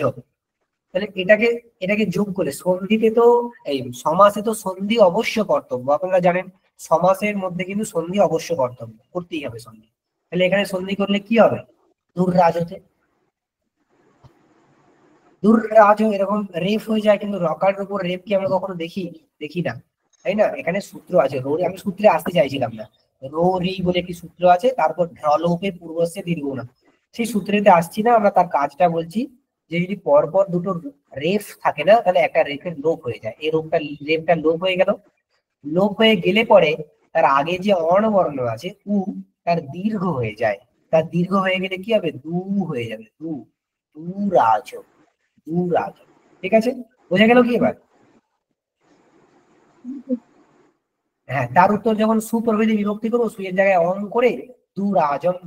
ঠিক আছে, বেশ। স্যার দুরাজমের তাহলে স্যার বিগ্রহ বাক্যটা তাহলে স্যার কি হলো একটু বলবেন প্লিজ আরেকবার? বিগ্রহ বাক্য তো সেই রাজ্ঞ বৃদ্ধি অথবা রাজ্ঞাম বৃদ্ধি, বৃদ্ধি এই আর কি।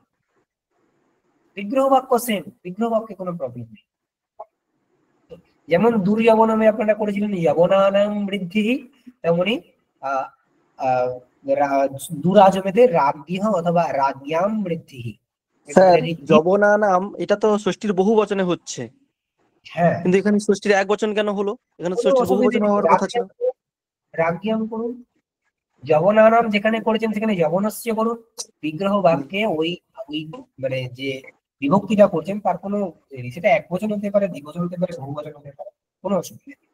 ঠিক আছে, অব্যয়ীভাব সমাসে বিগ্রহ বাক্য যাই হোক না কেন, মানে যে বচনেই থাকুক না কেন, অব্যয়ীভাব সমাসটা সেখানে এক বচনে প্রযুক্ত হবে, তাই না? কেন? কারণ মানে এক বচনে অ্যাকচুয়ালি নয়, সবগুলোই এক বচনের মতো রূপ হবে। কেন? কারণ বিভক্তি তো লোপ হয়ে যায় অথবা বিভক্তির জায়গায় অম হয়ে যায়। কেবল তৃতীয়া সপ্তমী আর পঞ্চমী, অকারান্ত হলে তৃতীয়া সপ্তমী এবং পঞ্চমী এই তিনটাকে একটু দেখে করতে হবে। তৃতীয়া এবং সপ্তমীতে বিকল্পের রূপ হয়, আর পঞ্চমীতে সুয়ের লোপও হয় না, অমও হয় না, পঞ্চমীর যে বিভক্তি সেরকমই আসে। ঠিক আছে, ব্যাস। আর যদি অকারান্ত না হয়ে অন্য কোনো বর্ণ অন্ত হয়, সেক্ষেত্রে তো কোনো অসুবিধাই নেই, সব ক্ষেত্রেই সুয়ের লোপ হয়ে যাবে। ব্যাস। তারপর অর্থাভাব, অভাব অর্থে। ঠিক আছে, দেখুন ভিক্ষায়াহ অভাব, অভাব অর্থে দূর এই অব্যয়ের প্রয়োগ হয়। ভিক্ষায়াহ অভাব দুর্ভিক্ষম, মক্ষিকাণাম অভাব। দেখুন এখানে ভিক্ষায়াহ আছে তো, আপনি ভিক্ষাণাম করুন, কোনো অসুবিধা নেই, ভিক্ষাণাম অভাব দুর্ভিক্ষম। মক্ষিকাণাম অভাবঃ নির্মক্ষিকম, তাহলে অবিঘ্নম এখানে কি হবে বিগ্রহ? বিঘ্নস্য বা বিঘ্নানাম অভাব। বিঘ্নস্য অভাব। ওখানে অভাব অর্থে কোন অব্যয় থাকলো? এখানে অভাব অর্থে কোন অব্যয়ের সাথে সমাস হয়েছে এখানে অবিঘ্নমে? অটা এসছে। হ্যাঁ, স্যার অ। অ তো নয়, নই, নই, ন। ডু হ্যাঁ, এইটা এই অব্যয়, ঠিক আছে, ন এই অব্যয়, তাহলে দূর নির আর ন, অভাব অর্থে ন হয়, নয় এই অব্যয় হয়, ঠিক আছে, অভাব অর্থে। তাহলে দূর নির এবং নয় এই তিনটে অভাব অর্থে মানে অব্যয়, এবং তার সহিত সমাস হতে পারে। তারপরে যে অত্যয়, অত্যয় মানে ধ্বংস। দেখুন ধ্বংস, আপনারা বিগ্রহ বাক্য বলুন এরপর থেকে। অতি হিমম কি হবে? হিমস্য অত্যয়। হিমস্বরয়ঃ। অত্যয় মানে কি? ধ্বংস। ধ্বংস, তাহলে হিমের ধ্বংস, অতি হিমম। তারপর নিশ্চিতম, শীতস্য অত্যয়। হ্যাঁ, এখানে অত্যয় অর্থে নি এই অব্যয় হলো। আচ্ছা, তারপরে অসম্প্রতি অর্থে যে যদি কোনো অব্যয় থাকে তার সাথে সমাসবদ্ধ হয়। অসম্প্রতি মানে এখন এটা অযুক্ত, মানে এখন এটা ঠিকঠাক যাচ্ছে না, অসঙ্গত, ঠিক আছে। মানে কেউ যদি দিনের বেলা ঘুমোয় আমরা তাকে বলবো কি এটা অতি নিদ্রম, এটা অতি মানে এখন নিদ্রা যুক্ত নয়, নিদ্রা সম্প্রতি নয় উচ্যতে, নিদ্রা সম্প্রতি নয় উচ্যতে, অসম্প্রতিকে আমরা সম্প্রতি নয় উচ্যতে এরকম ভাবে বলবো। তাহলে অতি নিদ্রমে বিগ্রহ হবে নিদ্রা সম্প্রতি নয় উচ্যতে।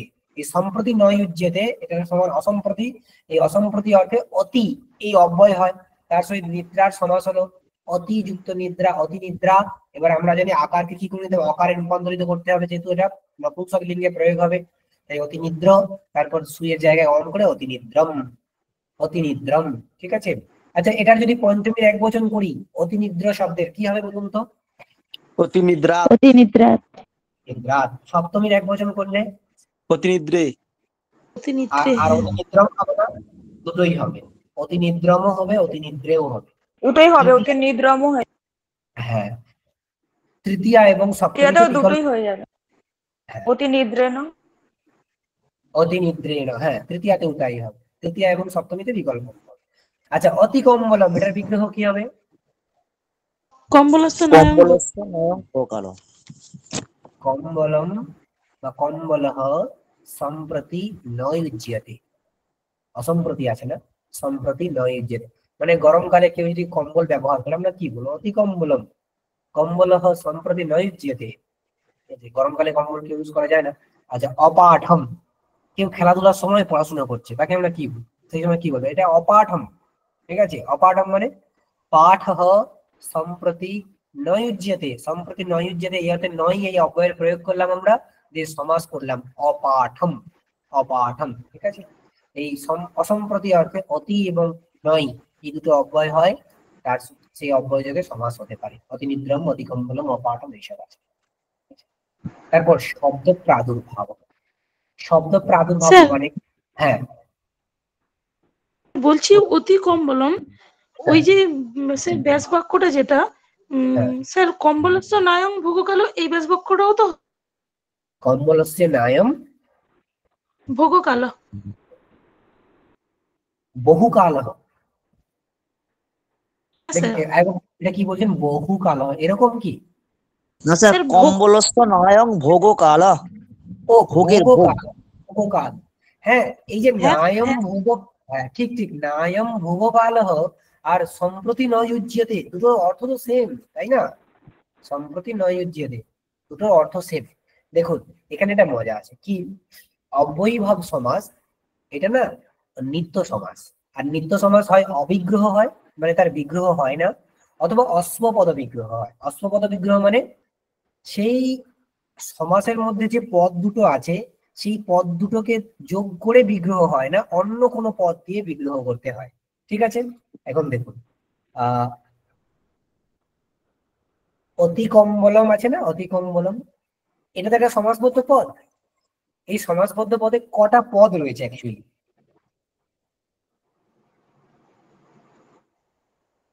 অতি কম্বল, অতি আর কম্বল, ঠিক আছে। এবার এটার যখন বিগ্রহ করছি আমরা, দেখুন কম্বলস্য নায়ম ভোগকাল অথবা কম্বলঃ সম্প্রতি ন ইজ্জতে। দেখুন এখানে বিগ্রহের মধ্যে অতি কোথাও নেই। কম্বল একটা পদ আছে ঠিকই, অতি কোথাও নেই। তার মানে এই যে বিগ্রহ করছি আমরা, এই বিগ্রহ কিন্তু কেমন বিগ্রহ? অস্বপদ বিগ্রহ। স্বপদ বিগ্রহ মানে যেখানে সমাস বিধায়ক যে পদগুলো, সমাস ঘটক যে পদগুলো, সেই সবগুলো পদের প্রয়োগ যখন বিগ্রহে হয় না, তখন তাকে অশ্বপদ বিগ্রহ বলে। অশ্বপদ বিগ্রহ তার মানে কি, এই অতি এটা যে অর্থে হয়েছে সে অর্থটাকে বোঝাতে পারছে এমন যা কিছু পদ আমরা প্রয়োগ করতে পারি। তাহলে নায়ম ভোগকালহ আর সম্প্রতি নৈযুজ্যতে, এটা এই অর্থটাকে বোঝাতে পারছে। সম্প্রতি নৈযুজ্যতে তার ওই সেম অর্থ তো নায়ম ভোগকাল, তাই যে কোনো বিগ্রহ আমরা করতে পারি, কোনো অসুবিধা নেই। ঠিক আছে। অব্যয়ভাব হচ্ছে নিত্য সমাস। নিত্য সমাসে নিত্য সমাস কেমন হয়? হয় অবিগ্রহ হয়, নয়তো অস্বপদ বিগ্রহ হয়। ঠিক আছে। এই কথাটা আমরা বলিনি, আমাদের এখানে লেখা ছিল কিন্তু আমরা অ্যাভয়েড করে গেছি। এই প্রথমেই লেখা ছিল এই কথাটা, এই যে নিত্য সমাজ প্রায়ণ অবিগ্রহ, নিত্য সমাজ ও কারণে অস্বপদ বিগ্রহ বা যাক। আচ্ছা, তারপর শব্দ প্রাদুর্ভাব। প্রাদুর্ভাব মানে কি? প্রকাশ, শব্দের প্রকাশ। কোন শব্দের যখন প্রকাশ হচ্ছে, হরি শব্দের প্রকাশ হলো, আমরা কি বলবো? হরি শব্দস্য প্রকাশ, এটা হচ্ছে বিগ্রহ। সেই বিগ্রহের যে সমাস হলো হচ্ছে ইতি হরি। ইতি ইতি এই অব্যয়ের সহিত সমাস করা হলো ইতি হরি। ঠিক আছে। দেখুন এখানে ইতি হরিম হবে না কিন্তু, কেন? কারণ এটা ইকারান্ত পদ। এখানে সবসময় কি হবে? সমস্ত বিভক্তিতেই আমি যদি বলি ইতি হরি শব্দের সপ্তমীর এক বচনে কি হবে, আপনারা বলুন তো কি হবে? ইতি হরি শব্দের সপ্তমীর এক বচনে কি হবে? ইতি হরে হে। না, করে হবে ইতিহারি। ইতি হরেই থাকবে, ইতি হরেই থাকবে। আমরা ওই যে নিয়মগুলো বলেছিলাম ওটা অকারান্ত প্রাতিপদিকের জন্য। অন্য যে প্রাতিপদিক আছে সেখানে তো কিছু ঘটবে না, সেখানে কি হবে? কেবল বিভক্তির লোপ হয়ে যাবে। অব্যয়াদ আপসু পদে, দেখুন এই সবগুলো কিন্তু অব্যয়। অব্যয়ীভাব সমাজ নিষ্পন্ন পদ মানেই কিন্তু অব্যয়। ঠিক আছে। অব্যয়ের উত্তর যে বিভক্তি হয় সেই বিভক্তির লোপ হয়ে যায়, সেটা সামান্য নিয়ম। বিশেষ নিয়ম হচ্ছে অকারান্তের জন্য কিছু করা হয়েছে, কিন্তু সামান্য রূপে কি বিভক্তি লোপ হয়ে যাবে। এটা তো অকারান্ত নয়, তাই এখানে সব জায়গায় বিভক্তি লোপ হয়ে যাবে। বিভক্তি লোপ হয়ে গেলে কি হবে? ইতি হরিই থাকে। সপ্তমীতেও ইতি হরি, তৃতীয়াতেও ইতি হরি, পঞ্চমীতেও ইতি হরি। ঠিক আছে। ইতি পাণিনি, এটার বিগ্রহ কি হবে? পাণিনি শব্দস্য প্রকাশ। পাণিনি শব্দস্য প্রকাশ। ঠিক, ইতি পাণিনি। পাণিনি শব্দস্য প্রকাশ ইতি পাণিনি। ব্যাস। আচ্ছা, পশ্চাৎ অর্থে অনু, আচ্ছা শব্দ প্রাদুর্ভাব অর্থে ইতি অব্যয় হয়, তার সাথে সমাস হয় আমরা দেখলাম। পশ্চাৎ অর্থে অনু এই অব্যয় হয়। ঠিক আছে। রথস্য পশ্চাৎ মানে রথের পেছনে, অনু এই অব্যয় করলাম, অনুরথম। তাহলে শিবস্য পশ্চাৎ কি হবে? অনুশিবম। তারপরে আছে যথা অর্থ, মানে যথা এইটার যে অর্থ, এই যথা শব্দের 4 রকমের অর্থ হয়। এটা নিয়ে প্রশ্ন আসতে পারে। যথা শব্দের অর্থ কত রকমের? 4 রকমের অর্থ। যোগ্যতা, বিপসা, পদার্থ, অনতিবৃত্তি এবং সাদৃশ্য। এই 4 রকম অর্থে বর্তমান যে অব্যয়, সেই অব্যয়ের সহিত কিন্তু সমাস হতে পারে। যোগ্যতা অর্থে রূপস্য যোগ্যম অনুরূপম, এখানে অব্যয়টা হচ্ছে অনু, রূপস্য যোগ্যম। আচ্ছা, বিপসা। বিপসা মানে আমরা জানি যে মানে কি ব্যক্তি আর কি, দিনে দিনে অহরিহর মানে সে প্রত্যেক দিন করে, সে দিনে দিনে জল দিচ্ছে। ঠিক আছে। দিনে দিনে, এখানে তার মানে দিন শব্দের বিপসা হয়েছে। বিপসা অর্থে আমরা কি জানি, সেটা দ্বিরুক্তি হয়, নিত্য বিপসয় দিয়ে দ্বিরুক্তি হয়েছে, মানে এটা বিপসা অর্থ রয়েছে। ওই বিপসা অর্থে প্রতি এই অব্যয় যুক্ত হতে পারে, প্রতি এই অব্যয় সহিত সমাস হয়। তাহলে প্রতিদিনম, তাহলে দিনে দিনে যদি প্রতিদিনম হয়, তাহলে অহনি অহনি এটা কি হবে বলুন তো? প্রত্যহম। সেটা আমরা প্রয়োগ করি। বৃক্ষে বৃক্ষে কি হবে?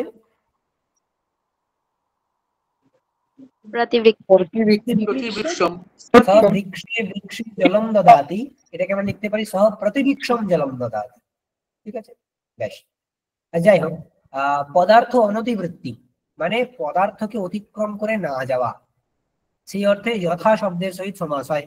তো শক্তিম অনতিক্রম্য মানে শক্তিকে অতিক্রম না করে, তার যেমন শক্তি সেই শক্তি দিয়ে সে করছে, তাহলে যথাশক্তি। আমি যথাশক্তি চেষ্টা করব, শক্তিম অনতিক্রম্য, ঠিক আছে। আমি যথামতি চেষ্টা করব, যথামতি শব্দের বিগ্রহ কি হবে তাহলে? মতি অনতিক্রম্য। কিন্তু সব অব্যয়ীভাব সমাস, ঠিক আছে। এখানে কিন্তু বিসর্গ টিসর্গ কিছু হবে না, বিসর্গ ম কিছু হবে না, যথাশক্তি, কারণ ওখানে সুখের লোপ হয়ে যাবে। আচ্ছা, সাদৃশ্য অর্থে, সাদৃশ্য অর্থের সহ এই শব্দের মানে এই অব্যয়ের সমাস হয়। তাহলে সহ মানে হরে হে সাদৃশ্যম, হরে হে সাদৃশ্যম কি হবে বলুন তো? হরে হে সাদৃশ্যম, হ্যাঁ এখানে একটা মজা আছে, এখানে অব্যয়টা হচ্ছে সহ, অব্যয়টা হচ্ছে সহ, তার হরি শব্দের সহিত সমাস হয়, কিন্তু সহহরি হবে না। কি হবে? সহহরি হবে, সহহরি। এখানে নিয়ম আছে যে অব্যয়ীভাব সমাস যখন সহ শব্দের সহিত অব্যয়ীভাব সমাস হয়, তখন সহ শব্দের যে হ, এই হটার লোপ হয়ে যায় কখন? যদি উত্তর পদটা কালবাচক না হয়। এখানে এই যে সমাসবদ্ধ পদ, এখানে দুটো পদ রয়েছে, একটা পূর্ব পদ একটা উত্তর পদ, পূর্ব পদে সহ উত্তর পদে হরি। এবার উত্তর পদটা কি কালবাচক শব্দ?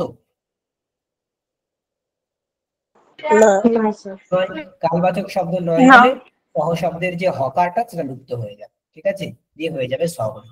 কি নিয়ম বলা হলো? সহ শব্দের সহিত যদি অব্যয়ীভাব সমাস হয় এবং সেই অব্যয়ীভাব সমাসের উত্তর পদটা যদি কালবাচক না হয়, তাহলে সহ শব্দের হকারটির লোপ হয়ে যায়, সহরি।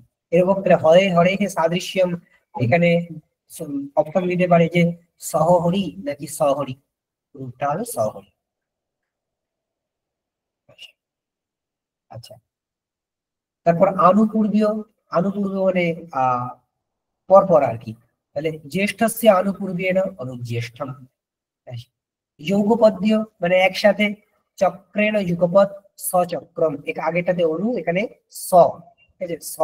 এখানে সহ শব্দের সহিত করা যেতে পারে। দেখুন সহ শব্দের সহিত যদি অব্যয়ীভাব করি, এখানেও সেই হকার লুপ্ত হয়েছে। কিভাবে লুপ্ত হয়েছে? কারণ উত্তর পদটা কালবাচক নয়, তাই সচক্রম।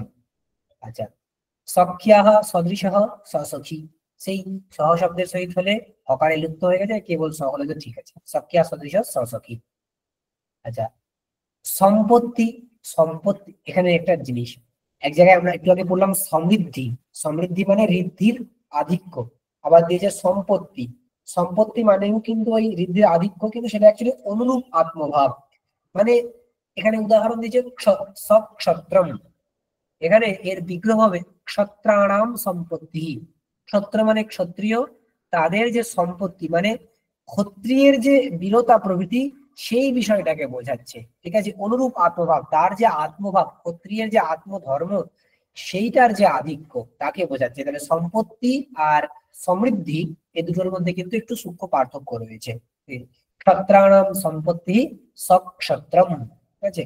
সম্পত্তি অর্থে স এই অব্যয়ের প্রয়োগ করা যায়, অথবা সহ যা কিছু করতে পারে, সহযোগ করলেও সেই সই তো আসবে। আচ্ছা, সাকল্য, সাকল্য অর্থে মানে সবকিছুকে তাকে যোগ করে আর কি। তৃণমপি অপরিত্যাজ্য মানে তৃণকেও না ছেড়ে, তৃণটাকেও নিয়ে, সতৃণম, ঠিক আছে। আর অন্ত মানে সেইটা পর্যন্ত, মানে অগ্নিগ্রন্থ পর্যন্ত মদিতে, আমরা এটার বিগ্রহ যদি করি অগ্নিগ্রন্থ পর্যন্ত মদিতে সাগ্নি, সহ যুক্ত অগ্নি সাগ্নি, এগুলো সব কিন্তু অব্যয়ীভাব সমাস। এখানে কিন্তু ওই বিভক্তি হবে না, ঠিক আছে, মানে বিভক্তির লোপ হয়ে যাবে, ব্যাস। ওইখানে যে যে কটা অর্থ ছিল, এই সমস্ত অর্থগুলো আমরা করলাম, সেই সব অর্থগুলোতে এই এই অব্যয় যোগে সমাস হয়, ঠিক আছে। এগুলো আপনারা আরো মন দিয়ে একটু পড়বেন, এখানে নিয়মগুলো আমি লিখে দিয়েছি, সেই নিয়মগুলো একটু দেখে নেবেন, ব্যাস। আর সেই নিয়মের শেষে আরেকটু যোগ করে দিই, যদি অদন্ত না হয় তাহলে সুপ্লোপ লিখতে হবে, এরকম বললাম। এটি যদি ক্লিবলিঙ্গ, তাহলে অন্ত্য দীর্ঘ শব্দগুলিকে হ্রস্ব করতে হবে। সবকটা নিয়ম এখানে একসাথে করা রয়েছে। আচ্ছা, এই যে নিয়মগুলো আমরা পড়লাম না, সেই নিয়মগুলো শ্লোক আকারে এখানে আছে। যদি আমরা এটা এখানে বলবো না, এটা দরকার নেই, কিন্তু আমরা জাস্ট লিখে দিয়েছি, ঠিক আছে। এই সমস্ত নিয়মগুলো শ্লোক আকারে এর মধ্যে রয়েছে, ব্যাস। আর এটা তো আমরা দেখলাম সহ শব্দের সহ এই অব্যয়ের সহিত অব্যয়ীভাব সমাস হলে উত্তর পদ যদি কালবাচক না হয়, তাহলে সহ এর স্থানে স হয়ে যায়, ঠিক আছে। এটা হচ্ছে সামান্য অব্যয়ীভাব। এবারে বিশেষ কিছু অব্যয়ীভাব সমাস আছে, বিশেষ কিছু স্যার একটা অব্যয়ভাব। কালবাচক, হ্যাঁ বলুন। একটা কালবাচক দিয়ে একটা উদাহরণ দিন তো, ওই হ্যাঁ কালবাচক ধরুন স্যার একটা কথা জিজ্ঞাসা করব। হ্যাঁ স্যার আমরা বলছি ওই যে সচক্রাম যেটা, উনি যেটা বললেন সেটা একটু বলে নিই, ঠিক আছে। ধরুন কালো, কালস্য সদৃশম, কালো শব্দটা তো কালবাচক শব্দ, আমরা করব সহকাল, এখানে কিন্তু সকাল হবে না, সহকাল, ঠিক আছে। বা বর্তমানস্য সদৃশম, সহবর্তমান, তারপরে অন করতে সহবর্তমানম, এখানে সহকালম যেহেতু অকারান্ত সহকালম হবে, ঠিক আছে। হ্যাঁ আর বলুন, কেউ কিছু বলছিলেন? স্যার বলছি ওই সচক্রম যেটা, তো হ্যাঁ সেটা চক্রেণ সহিতম করা যাবে না, মানে তৃতীয়া তৎপুরুষ সমাস দিয়ে? দেখুন তৃতীয়া তৎপুরুষ সমাস যদি আমি করি চক্রেণ সহিতম, ঠিক আছে, তাহলে ওটা অব্যয় হবে না, না ওটা কি অব্যয় হবে? তৃতীয়া তৎপুরুষ সমাসবদ্ধ যে পদ আচ্ছা হয়, আচ্ছা ওটা অব্যয় হবে না, তাই না? আচ্ছা অব্যয়ীভাব সমাস করলে ওটা অব্যয় হবে। দেখুন একই পদ বিভিন্ন ভাবে হতে পারে বিভিন্ন সমাসের মধ্যে, কিন্তু তৎপুরুষ সমাস হলে সেটা এক ধরনের পদ হবে, অব্যয়ীভাব হলে সেটা আরেক ধরনের পদ হবে, বহুব্রীহি হলে আরেক ধরনের পদ হবে, ঠিক আছে। আচ্ছা স্যার। হ্যাঁ আচ্ছা, এখানে না বিশেষ কিছু অব্যয়ীভাব আছে। একটা হচ্ছে সমাহার অর্থে অব্যয়ীভাব সমাস হয়, সমাহার অর্থে। পঞ্চানাম, দেখুন ওই যে সমাহার অর্থে সংখ্যাবাচক সুবন্ত নদী শব্দ অথবা নদ্যর্থক শব্দের সহিত অব্যয়ীভাব সমাসাপন্ন হয়। পঞ্চানাম গঙ্গানাম সমাহারঃ, এবং আমরা সমাহার অর্থে তিন ধরনের সমাস এর কথা জানি। একটা হচ্ছে অব্যয়ীভাব সমাস, দ্বিগু সমাস আর দ্বন্দ্ব সমাস। অব্যয়ীভাব, সমাহার, সমাহার, দ্বন্দ্ব, এই তিন ধরনের সমাস হয় সমাহার অর্থে। এবার এইটাই অ্যাকচুয়ালি কনফিউজিং জায়গা, এখান থেকে প্রশ্ন হয়, সেজন্য তাই আমরা একেবারে ক্লিয়ার করে দেবো কোন জায়গায় অ্যাকচুয়ালি অব্যয়ীভাব হয়, কোথায় দ্বন্দ্ব হয়, কোথায় দ্বিগু হয়, এটা আমরা ক্লিয়ার করে দেবো, ঠিক আছে। এখন এইটুকু দেখুন অব্যয়ীভাবের জায়গাটা দেখুন, যে সমাহার অর্থে অব্যয়ীভাব সমাস হয় কখন হয়? সংখ্যাবাচক সুবন্তের সহিত নদী শব্দের যদি সমাস হয়, অথবা নদী অর্থক শব্দের সমাস হয়। দেখুন এখানে বিগ্রহ, পঞ্চানাম গঙ্গানাম সমাহারঃ, এখানে সংখ্যাবাচক শব্দ আছে কিনা? পঞ্চ আছে, তাই তো। নদীবাচক শব্দ আছে কিনা? আছে। গঙ্গা এখানে নদীবাচক শব্দ, এবং তাদের মধ্যে সমাস হবে। পঞ্চ আর গঙ্গা এদের মধ্যে সমাস হবে, ঠিক আছে।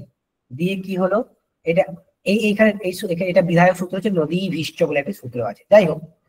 তো সমাহার অর্থে যেহেতু সেখানে সমাহার আছে, তাই সমাহার অর্থে পঞ্চানাম গঙ্গানাম সমাহারঃ, পঞ্চ আর গঙ্গা দিয়ে সমাস হয়ে হবে পঞ্চগঙ্গা, পঞ্চগঙ্গা। তারপর আমরা জানি আকারটা কি হয়ে যাবে,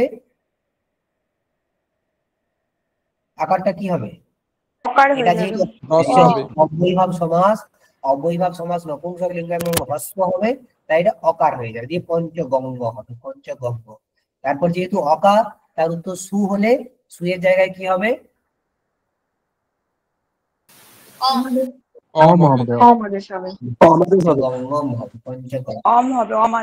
পঞ্চগঙ্গম মানে যে পাঁচটি গঙ্গার সমাহার। এবার দেখুন এটাকে কেন বিশেষ অব্যয়ীভাব বলা হলো। আমরা প্রথমে প্রতিজ্ঞা করেছিলাম কি, যে অব্যয়ীভাব সমাসে কার সাথে কার সমাস হয়?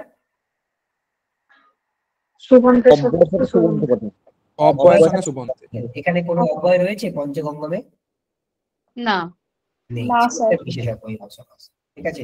এখানে অব্যয় নেই, সুবন্তের সহিত সুবন্তের সমাস হয়েছে, তথাপি এর অব্যয়ীভাব নাম দেওয়া হয়েছে, তাই এটা বিশেষ অব্যয়ীভাব সমাস, ঠিক আছে। এটা মানে সমাহার অর্থে অব্যয়ীভাব সমাস হয়েছে, এটা চেনার উপায় কি, যে প্রথমে সংখ্যাবাচক শব্দ থাকবে, তারপর নদীবাচক শব্দ থাকবে, ঠিক আছে। প্রথমে সংখ্যাবাচক শব্দ, তারপর নদীবাচক শব্দ, এর যখন সমাস হবে সেটা অব্যয়ীভাব সমাস হবে, ঠিক আছে। এই সমাহার অর্থে দ্বিগু সমাসও হয়, কিন্তু দ্বিগু মানে আমরা একটা মানে এখান থেকেই পার্থক্য বোঝা যাচ্ছে যে দ্বিগু সমাসে কিন্তু উত্তরপদ্যা নদীবাচক হবে না। যেমন দেখুন এখানে একটা উদাহরণ দেওয়া হয়েছে, পঞ্চানাম গবাম সমাহার, পঞ্চানাম গবাম সমাহার দিয়ে পঞ্চগবম, পঞ্চগবম, পঞ্চানাম গবাম সমাহার পঞ্চগবম, এটা কিন্তু অব্যয়ীভাব নয়। প্রথমেই আমরা দেখেই বুঝতে পারবো এটা অবয়ভাব নয়। কেন অবয়ভাব নয়, মানে কি দেখে বুঝতে পারছেন? এটা সমাহারার্থক অবয়ভাব নয়। নদী শব্দটা নেই স্যার। নদী শব্দ নেই, প্রথমে সংখ্যাবাচক শব্দ আছে ঠিকই, উত্তরপদ নদী শব্দ নেই, তাই ব্যাস। আচ্ছা, আরো বিশেষ অবয়ভাব এখানে, যেমন দেখুন শাপস্য লেশঃ, শাপস্য লেশঃ, এই লেশ, লেশ অর্থে প্রতি, এই অব্যয়ের সমাস হয় প্রতি। শাপস্য লেশঃ শাপ প্রতি, সুপস্য লেশঃ। দ্বন্দ্বটা বললেন না? হ্যাঁ, আসবো আসবো, এটাতে আসবো। মানে আমরা যখন ওই সমাসে আসবো, অ্যাকচুয়ালি কর্মধারয় সমাস পড়াতে গিয়ে দ্বিগু আসবে, তখন এই কনফিউশনটাতে আমরা আসবো। ঠিক আছে, মানে অ্যাকচুয়ালি ওগুলো তো পড়াই হয়নি, তাহলে কনফিউশনটা তৈরি হবে না। এখন শুধু অবয়ভাব হলো, ওই জায়গাতে আমরা ওইটা বলবো। ঠিক আছে, স্যার একটু মিস্টেক করে গেছি স্যার, ওই যে পঞ্চানাং গবাং সমাহার, ওটা এটা কি সমাস? এটা অবয়ভাব সমাস নয়, এটা দ্বিগু। মানে আমি শুধু এই একটা উদাহরণ এখানে দিয়েছি এই কারণে, শুধু চেনার জন্য যে এটা যে অবয়ভাব নয়, এটা চিনতে পারছেন তো আপনারা দেখে? কিভাবে চিনছেন এটা হ্যাঁ স্যার, সমাহার?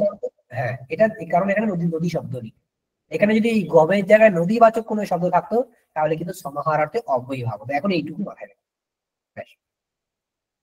তারপর এই শাপস্য লেশঃ শাপ প্রতি, লেশ অর্থে প্রতি এই অব্যয়ের সহিত সমাস হয়। ঠিক আছে, এখন এখানে কিন্তু কি হলো, শাপ প্রতি, এখানে একটা নিয়মের ব্যত্যয় আমরা দেখতে পাচ্ছি। কি নিয়মের? আমরা দেখেছি অব্যয়ভাব সমাসে অব্যয়ের সহিত যখন সমাস হয়, সেই অব্যয়টার পূর্ব নিপাত হয় না? কিন্তু এখানে অব্যয়টার পূর্ব নিপাত হয়নি, পরনিপাত হয়েছে, এটা বিশেষ। ঠিক আছে, শাপ প্রতি, এর বিধায়ক সূত্র হচ্ছে সুপ্রতি না মাত্রা, মানে মাত্র মানে অল্প, অল্প অর্থে সুপ অথবা প্রতি, তার সহিত সমাস, মানে সুবন্ত প্রতি এই অব্যয়ের সহিত সমাসবদ্ধ হয়, ব্যাস। যে অবধারণ অর্থে যাবৎ এই অব্যয়ের সমাস হয়, অবধারণ অর্থে যাবৎ এই অব্যয়ের সমাস হয়। যেমন যাবন্তঃ শ্লোকাঃ তাবন্তঃ অচ্যুত প্রণাম, মানে যতগুলো শ্লোক আছে সবগুলোই অচ্যুতকে প্রণাম করছে। ওই যাবন্তঃ শ্লোকাঃ এইটাকে অব্যয়ভাব সমাস করলে যাবৎ শ্লোকম আমরা করবো, যাবৎ শ্লোকম। এই অবধারণ অর্থটা না, ওই অব্যয় বিভক্তি এই সূত্রের যে অর্থগুলো ছিল, সেই অর্থের মধ্যে অবধারণ অর্থটা ছিল না, ওই জন্য আলাদা করে বলতে হবে যাবৎ শ্লোকম। আচ্ছা, তারপর উন্মত্ত গঙ্গম, দেখুন উন্মত্তা গঙ্গা যত্র, এটা কিন্তু একটা সংজ্ঞা। উন্মত্ত গঙ্গম একটা দেশের নাম, লোহিত গঙ্গম একটা দেশের নাম। অ্যাকচুয়ালি যেখানে গঙ্গা খুব উন্মত্ত, তাকে উন্মত্ত গঙ্গা বলে। হরিদ্বার প্রভৃতিতে গঙ্গা খুব উন্মত্ত, সেখানে প্রচন্ড রেশ, তাকে আমরা উন্মত্ত গঙ্গম দেশ বলতে পারি। লোহিত গঙ্গম যেখানে গঙ্গা লাল কালারের। কোনো একটা জায়গার নামকে বোঝাচ্ছে এই শব্দগুলো। ঠিক আছে, সংজ্ঞায়াম মানে সংজ্ঞা বোঝাতে, সংজ্ঞা মানে নাম, নাম বোঝালে অন্য পদার্থের অর্থে বর্তমান সুবন্ত পদের নদীবাচক সুবন্ত পদের সহিত অব্যয়ভাব সমাস হয়। দেখুন উন্মত্ত শব্দ আর গঙ্গা শব্দ, তার সমাস হয়েছে। সেই সমাসবদ্ধ পদটা কাকে বোঝাচ্ছে? একটা অন্য দেশকে বোঝাচ্ছে, একটা অন্য দেশকে বোঝাচ্ছে। দেখুন এখানে কার অর্থ প্রধান? না তো উন্মত্ত অর্থের প্রাধান্য আছে, না তো গঙ্গা অর্থের প্রাধান্য রয়েছে, এটা অন্য অর্থের প্রাধান্য রয়েছে, তাই এটা অন্য পদার্থ প্রধান। আমরা প্রথমে দেখেছি যে অব্যয়ভাব সমাসে কার প্রাধান্য থাকে? পূর্ব পদার্থের প্রাধান্য থাকে, কিন্তু এখানে পূর্ব পদার্থ নেই, ওই জন্য ওখানে বলা হয়েছিল প্রায়ের পূর্ব পদার্থ প্রধান। অব্যয়ভাব সমাসের যে মানে পূর্ব পদার্থের যে প্রাধান্য, এটা প্রায়িক, এটা সব সময়ের জন্য নয়। ঠিক আছে, কোথাও কোথাও এর ব্যত্যয় রয়েছে। যাক, আর একটা হচ্ছে এইখান থেকে কিন্তু অনেক সময় প্রশ্ন হয়, এই যে পারে এবং মধ্য শব্দের সহিত, পারো এবং মধ্য এই দুটি সুবন্ত সমর্থ ষষ্ঠ্যান্তের সহিত এখানে এটা খুব ইম্পর্টেন্ট যে বিকল্পে অব্যয়ভাব সমাস হয়। এই সমাসটা কিন্তু বিকল্পে হয়। ঠিক আছে, আর অব্যয়ভাব সমাস হলে পারো এবং মধ্য শব্দের অন্তে একার আদেশ হয়। এখানে কিন্তু বিশেষ কিছু নিয়ম আছে। প্রথমত এই সমাসটা বিকল্প সমাস, মানে এখানে আমরা অব্যয়ভাব, দেখুন গঙ্গায়াহা পারম, এটা হচ্ছে বিগ্রহ, গঙ্গায়াহা পারম, এই অর্থে আমরা ষষ্ঠী তৎপুরুষ সমাসও করতে পারি, আমরা অব্যয়ভাব সমাসও করতে পারি। যদি অব্যয়ভাব সমাস করি তাহলে পারো এর যে অন্তে অকার আছে তার একার আদেশ হয়ে যাবে এবং এটার পূর্ব নিপাত হবে, দিয়ে রূপটা কি হবে? পারে গঙ্গম, পারে গঙ্গম। যদি অব্যয়ভাব সমাস না হয় ষষ্ঠী তৎপুরুষ হবে গঙ্গা পারম, যেমন রাজ্য পুরুষ রাজপুরুষ, গঙ্গায়াহা পারম গঙ্গা পারম। ঠিক আছে, আচ্ছা তেমনি আপনারা বলুন তাহলে গঙ্গায়াহা মধ্যম, গঙ্গায়াহ মধ্যম, এটা অব্যয়ভাব সমাস করলে কি হবে? মধ্যে গঙ্গম। মধ্যে গঙ্গম হবে না, এটা একসাথে হবে মধ্যে গঙ্গম। আর অব্যয়ভাব সমাস না হবে গঙ্গা মধ্যম। গঙ্গা মধ্যম। হ্যাঁ, ষষ্ঠী তৎপুরুষ সমাস। ঠিক আছে, ব্যাস।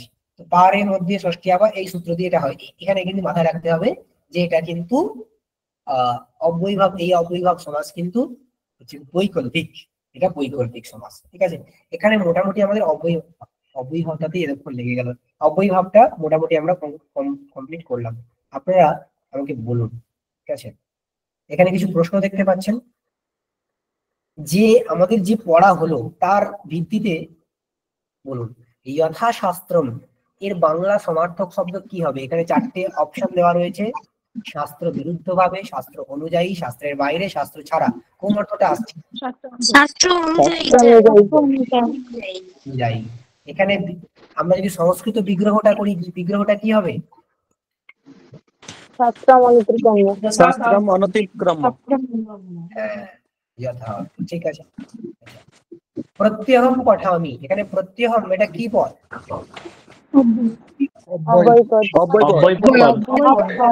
অব্যয়পদ। অব্যয়। কেন অব্যয়? খুব সহজ।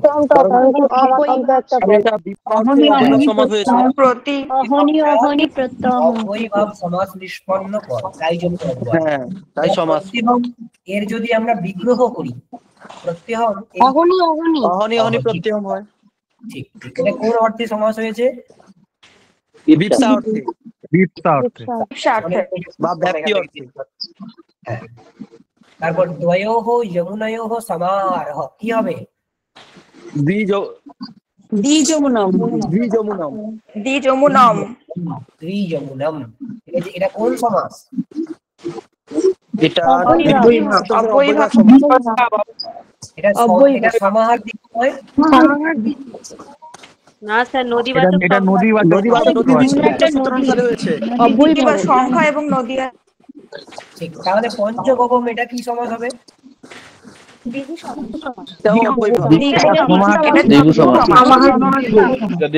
এখানে গঙ্গাবাচক শব্দ নেই। অব্যয়ভাব হবে না, এটা দ্বিগু সমাস। এই জন্য উদাহরণ দিয়েছিলাম। এটা অব্যয়ভাব হবে না। কেন হবে না? এখানে প্রথমত গঙ্গাবাচক শব্দ নেই, দ্বিতীয়ত নদীবাচক শব্দ নেই। হ্যাঁ, তাই এটা দ্বিগু সমাস। আচ্ছা, আকণ্ঠম এর বিগ্রহ করলে কি হবে? কণ্ঠ পঞ্চতম। আত্মানম অধিকৃত্য এর বিগ্রহ করলে কি হবে?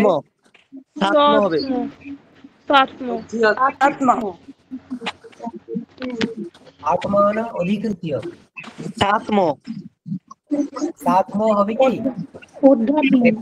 নিয়মটা দেখুন, আত্মন শব্দ, আত্মন যদি আমি সহ শব্দের সহিত আমি ধরলাম আমি করছি অব্যয়ভাব সমাস, ঠিক আছে, এবার হকারের লোপ করলাম, তাহলে স আর আত্মন দিয়ে সাতমন হবে, দিয়ে শেষের নকারের কি হয়? নলোপ প্রাতিপদিকান্ত লোপ হবে, তাহলে সাতম দিয়ে এটা কি হয়ে গেল? অকারান্ত হয়ে গেল। এরপরে সেই সুয়ের জায়গায় কি হয়ে যাবে? ম হয়ে যাবে না? অম হয়ে যাবে না? তাহলে সাতম হয়ে যাবে। এখানে সাতমম কোনো অপশন আছে কি? না। কি ওই ধরনের অপশন কি আছে? অধ্যাত্মম হবে। ঠিক আছে, অধ্যাত্মম। কেন? এখানে কিন্তু প্রশ্ন ভালো করে পড়তে হবে, আর একটু মাথায় ওই কাজটা করতে হবে, প্রক্রিয়াটা। আচ্ছা, অনুশাসনম কি হবে? শাসনস্য যোগ্যম। শাসনস্য যোগ্যম। শাসনস্য সমৃদ্ধি হবে না? না, কারণ সমৃদ্ধি হতে অনু অব্যয় হয় না। আচ্ছা, শয়্যায়াম এটা এখানে মানে কোনটা হবে? এই বিগ্রহে কোন সমাস হবে?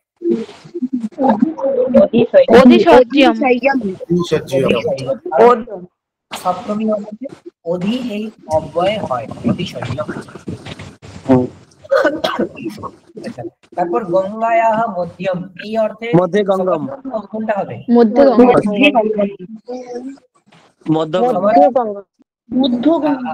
প্রশ্নটা এইটা পড়ুন। নিচে গঙ্গায়া মধ্যম এই অর্থে সমাসপর্যক কোনটি নয়? মধ্যগঙ্গা ওই নিচেরটা। হ্যাঁ, শেষেরটা মধ্য গঙ্গম, এটা নয়। ঠিক আছে, মোটামুটি বোঝা গেছে। যাক, আমরা এই 13টার মধ্যে দুটো সমাজ পুরো ভেবেছিলাম, কিন্তু সেটা তো হলো না। একটা কাজ করি, এটা এই অবয়ভাবটা সত্য হলো। হ্যাঁ আমরা স্যার স্যার স্যার একটু হ্যাঁ স্যার আপনি বললেন যে অবয়ভাব সমাসের ক্ষেত্রে ওই মধ্যে গঙ্গমে ওখানে একার আসবে বললেন যে, তাহলে হ্যাঁ মধ্যে গঙ্গম তো হওয়া উচিত ছিল স্যার। আপনি ওখানে কোশ্চেনটা ওখানে কোয়েশ্চেনটা ছিল নয় যে বলেছে, কোনটা নয় কোনটি বলেছে। নয়। কোশ্চেনটা ফলো করুন। গঙ্গায় এখন মধ্যম এই অর্থে সমাসবদ্ধ পদ কোনটি নয়? ও আচ্ছা নয় বলেছে, আচ্ছা আচ্ছা হ্যাঁ দেখুন, ঠিক মধ্যে আছে। গঙ্গম হবে অবয়ভাব করলে, গঙ্গা মধ্যম এটা সত্যি তৎপুরুষ সমাস করলে হবে, কিন্তু মধ্য গঙ্গম ও হবে না। আচ্ছা হ্যাঁ হ্যাঁ মানে সমাস নয় বলেছে, আচ্ছা স্যার আচ্ছা ঠিক আছে। অভিভাব থেকে একটা প্রশ্ন ছিল। হ্যাঁ বলুন। স্যার বলছো যে যাবৎ আপনার কথা কিন্তু আসছে না, বাকি শ্লোকম কি শুনতে পাচ্ছেন? সমাবদ্ধ পদটা আছে না স্যার, ওটার হ্যাঁ, বিগ্রহ বাক্য কতটুকু? যাবন্ত শ্লোকা স্যার এই বলছি, যাবন্ত শ্লোকম শ্লোকা, যেটা হচ্ছে হ্যাঁ হ্যাঁ স্যার ওইটা বিগ্রহ বাক্য কতটুকু? যাবন্ত শ্লোকা অবধি তো? হ্যাঁ, যাবন্ত শ্লোকা, কিন্তু যাবত এবং তাবতের নিত্য সম্বন্ধ থাকে বলে এখানে একটা তাবত যোগ করা হয়, তাবন্ত।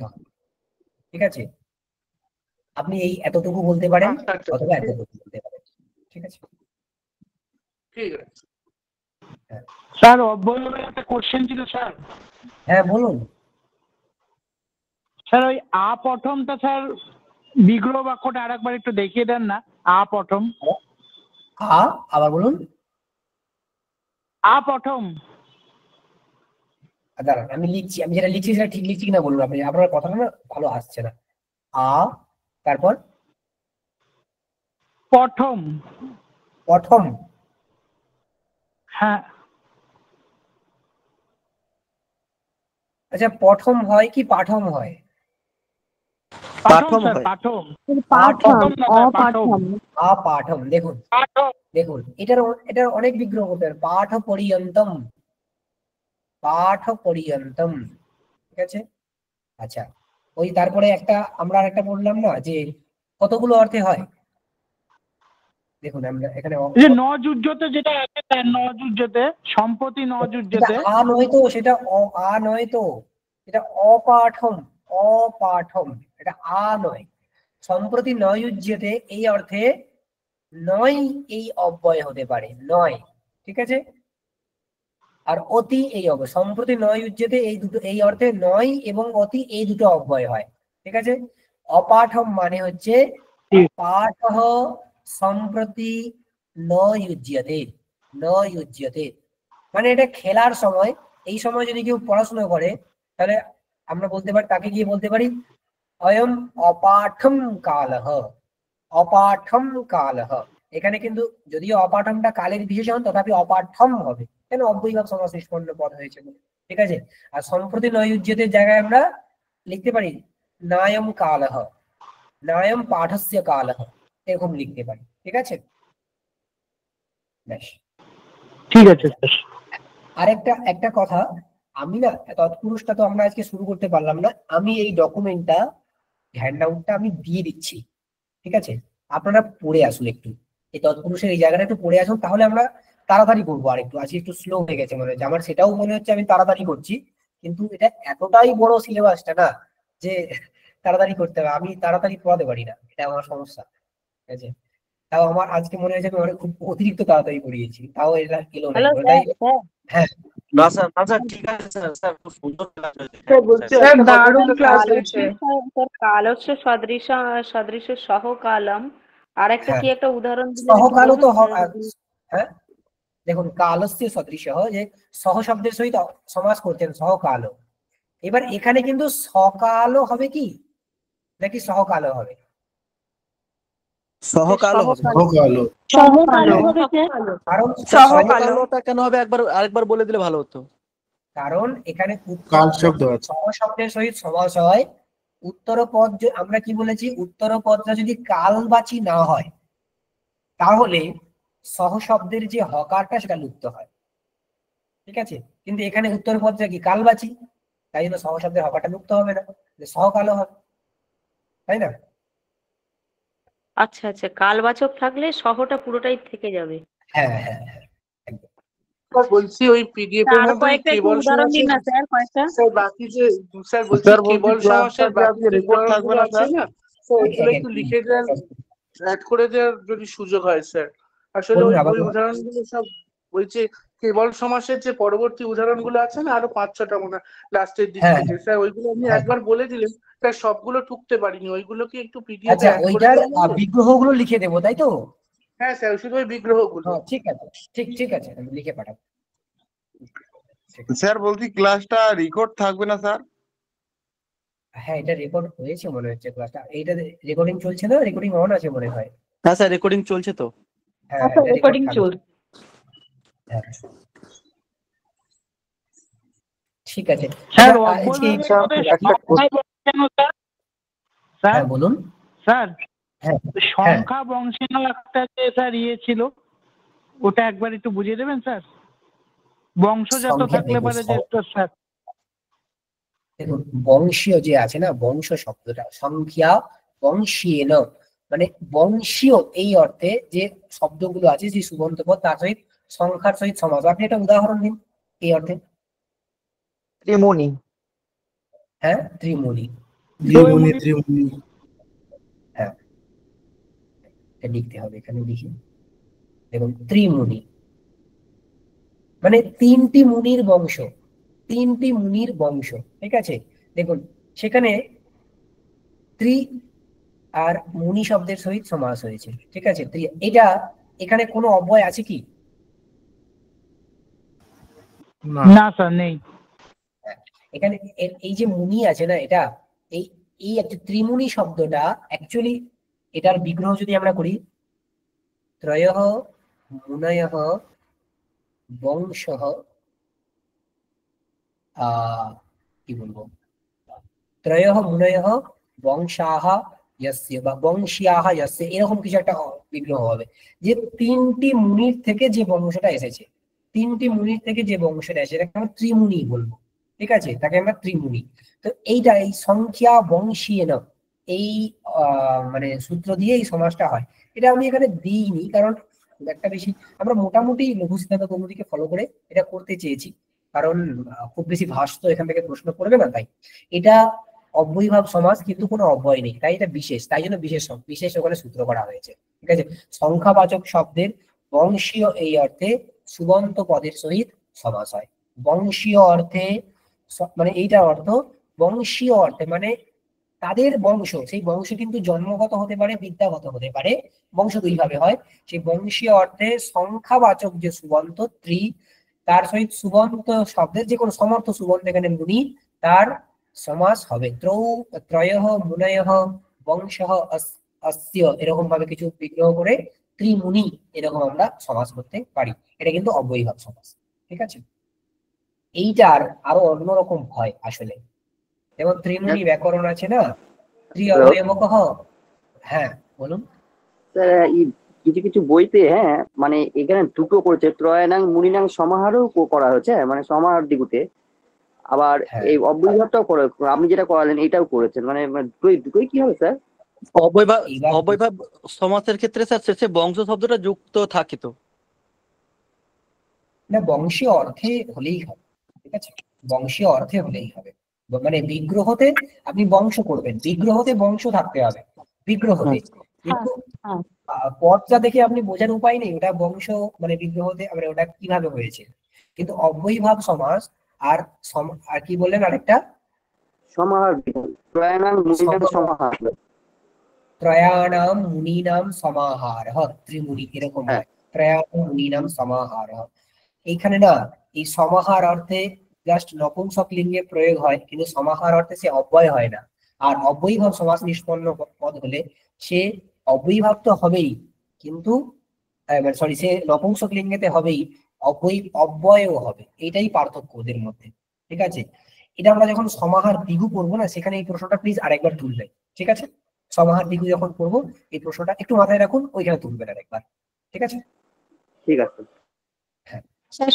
একটা কথা বলছি, পঞ্চনদম সপ্তগঙ্গম এইগুলো যদি থাকে তাহলে অব্যয়ীভাব হবে না দ্বন্দ্ব হবে? মানে অপশানে দেখছিলাম আমি, প্র্যাকটিস সেটে ছিল, এটা তো দুটোই হয় না, ওটাতেও হচ্ছে দ্বন্দ্বতেও হচ্ছে, তাহলে পরীক্ষায় যদি আসে কোনটা হবে? আচ্ছা, দ্বন্দ্বেতে আপনি কি বিগ্রহ করবেন দ্বন্দ্ব করতে গেলে? স্যার পঞ্চানাং নদীনাং সমাহার পঞ্চনদম। সেটা কি দ্বন্দ্ব সমাস হলো? হ্যাঁ, সমাহার দ্বন্দ্ব দ্বন্দ্বের না, বিগ্রহ কেমন হয়? সমাহার দ্বন্দ্বের দ্বন্দ্ব বিগ্রহ না, কেমন হয়? দ্বিগু, সমাহার দ্বিগু আর কি, হ্যাঁ ওটাই বলছিলাম। এবার সমাহার দ্বিগুতে নদীবাচক শব্দ থাকে না, নদীবাচক শব্দ কিন্তু অব্যয়ীভাবে থাকে, তাই না? অব্যয়ীভাবে করতে হবে। কিন্তু স্যার এই যে সংখ্যায়া নদী গোদাবরী ভ্যাম চ একটা সূত্র বার্তিক অনুসারে আছে না, ওই জায়গাটা বলছিলাম। সপ্ত গোদাবরণ যেটা দিয়ে হয় তো, বলবে না সব কি পড়ে গেছে নাকি? স্যার কি বড় চুল এসছে? আবার বলুন স্যার। এই যে সংখ্যায়া নদী গোদাবরী ভ্যাম চ পানি নিয়মে আছে না 220 পৃষ্ঠায় যে বার্তিকটা আছে, এই এটা পঞ্চানাং তৎপুরুষে আসছে নদীনাং তো, সমাহারে পঞ্চনদম। এটা তৎপুরুষে আসছে তো। হ্যাঁ, এটা তো সমাহার দিকে ওই যে যেটা বলছিলেন ওইটাই অনুসারে এখানে আছে, একই জিনিস। আসবো, এগুলোতে আসবো। এটা সমাহার দ্বিগু, তার মানে তৎপুরুষের ভেদ দ্বিগু, দ্বিগুর ভেদ তৎপুরুষের ভেদ কর্মধারায়, কর্মধারয়ের ভেদ দ্বিগু। এই দ্বিগুর সময়ে আমরা দ্বিগু পড়তে গিয়ে কয়েকটা কনফিউশন আমরা তুলবো, ঠিক আছে? এই ধরনের কয়েকটা কনফিউশন আমরা তুলবো, সেখানে এগুলো সমাধান করবো, ঠিক আছে? ঠিক আছে স্যার। আচ্ছা, আমার না অন্য একটু কাজ আছে, আমি এই পর্যন্ত ক্লাসটা রাখি। আমি এটা দিয়ে দিচ্ছি, যতটুকু এখানে তৎপুরুষের আছে আপনি একটু পড়ে আসুন, পরের দিন আমরা খুব ফাস্ট পড়বো, কারণ তৎপুরুষ দ্বন্দ্ব বহুব্রী সবগুলো একসাথে পড়বো, ঠিক আছে? এই পর্যন্ত রাখি। ঠিক আছে স্যার।